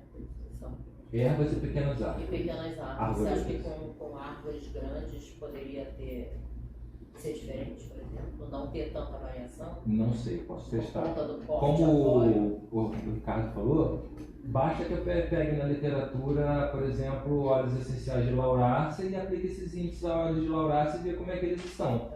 Se tem diferença, e fazer a diferença entre árvores. O que você... Vamos pegar da mesma superordem, pelo menos, sim, né? Uhum. Laurales, Piperales e não sei o que, e Aristoloquiales, por exemplo. Que também se parou de qual família? Paronácea em Laurales. Tem Laurales. Então, dá pra gente fazer isso, mas se você pega, por exemplo, uma angiosperma basal e vai comparar com musgo, não sei como é que fica esse negócio aí. Com a química de musgo, com os voláteis de musgo, ou com os voláteis de uma alga, não sei. Você pode até criar uma escala evolutiva, progressiva, com relação aos índices. Mas eu acho que fica arriscado, né, fazer isso, porque a evolução é diferente desses. É a mesma coisa que você comparar tubarão com barata, eu acho. Mas você compara um tubarão com barata. Tem que comparar pelo menos dentro do mesmo, da superordem, ou ordem. Então, Ricardo, se eu quiser nunca mais entrar no laboratório, com os conhecimentos que eu tenho desses índices, eu posso fazer química e publicar trabalhos todo ano com esses negócios aí, porque tem muita coisa para fazer, tá? Meus alunos, eles acharam graça uma vez que eu disse que se eu estivesse começando de novo, eu ia ficar só no computador publicando uns 10 artigos por ano, só usando o dado dos outros. É isso. Tem que ter tempo. Não está gravando mais não, né? Tá gravando? Tá. Os meus alunos não ouçam isso, mas dá para fazer isso, tá? Que meus alunos são da área de biologia, eles gostam de ir pro mato. Mas deixa eu falar uma coisa, para fazer isso tem que ter conhecimento. Não, tem, lógico. Não é assim, ó. Lógico. Não. Mas tem que observar, mas você tem que ter uma estrada antes. E dá também pra gente fazer nos experimentais, né? Dá pra fazer. Mas você vai pegar o experimental dos outros. Vai pegar os e confiar naquele experimental. Porque assim, mas se você tiver tanto dado, você consegue suprir alguns erros, porque acaba cancelando um outro. Mas para você chegar nesse ponto é porque você já passou por muita coisa antes. Não. Se você não passar pelas coisas antes, você não consegue ter essa E visão. tem interesse também de fazer. Não, mas não consegue ter a visão. Isso não é tão legal quanto ir para o laboratório e fazer isso. O experimental ele é importante porque você aprende ali você aprende com a dificuldade. Chorou, eles vão contar essa história para sempre. Choramos porque ficamos perdidos no meio da trilha. Depois encontramos o SEAD. Sim, mas né? tem que concordar, Foi- mas tem que concordar que tem muito dado que você não usa todo o dado, por exemplo. Você não, acaba que não publica todos os dados. Não. Então você deixa aberto, por isso que existe repositório de dados, para você deixar lá aberto e outras pessoas acessarem. Só que os meus chats ficam todos fechadinhos, tá? Porque como eu estou desenvolvendo as coisas, eu não deixo as outras pessoas verem, No não. momento você pode abrir. Eu vou abrir. É óbvio. A gente vai encerrar porque depois tem a palestra do... A sua palestra depois do almoço? Mas eu vou falar o oposto que você. Você falou ali que em vez de procurar mais, a gente vai procurar com foco, né? Que isso faz mais sentido. Eu vou falar como procurar mais. Quero ver a sua palestra. Então, olha, são Vai ser que horas? 2 horas? presentes da CID para você. 2 horas, 2 horas. Muito obrigado. Mais uma vez me extrapolando o meu horário de fala. Muito obrigado mais uma vez aí. Bom almoço para todos, obrigado. E não utilizem inteligência artificial, pelo amor que vocês têm em Deus, hein, pessoal? Só quando souberem.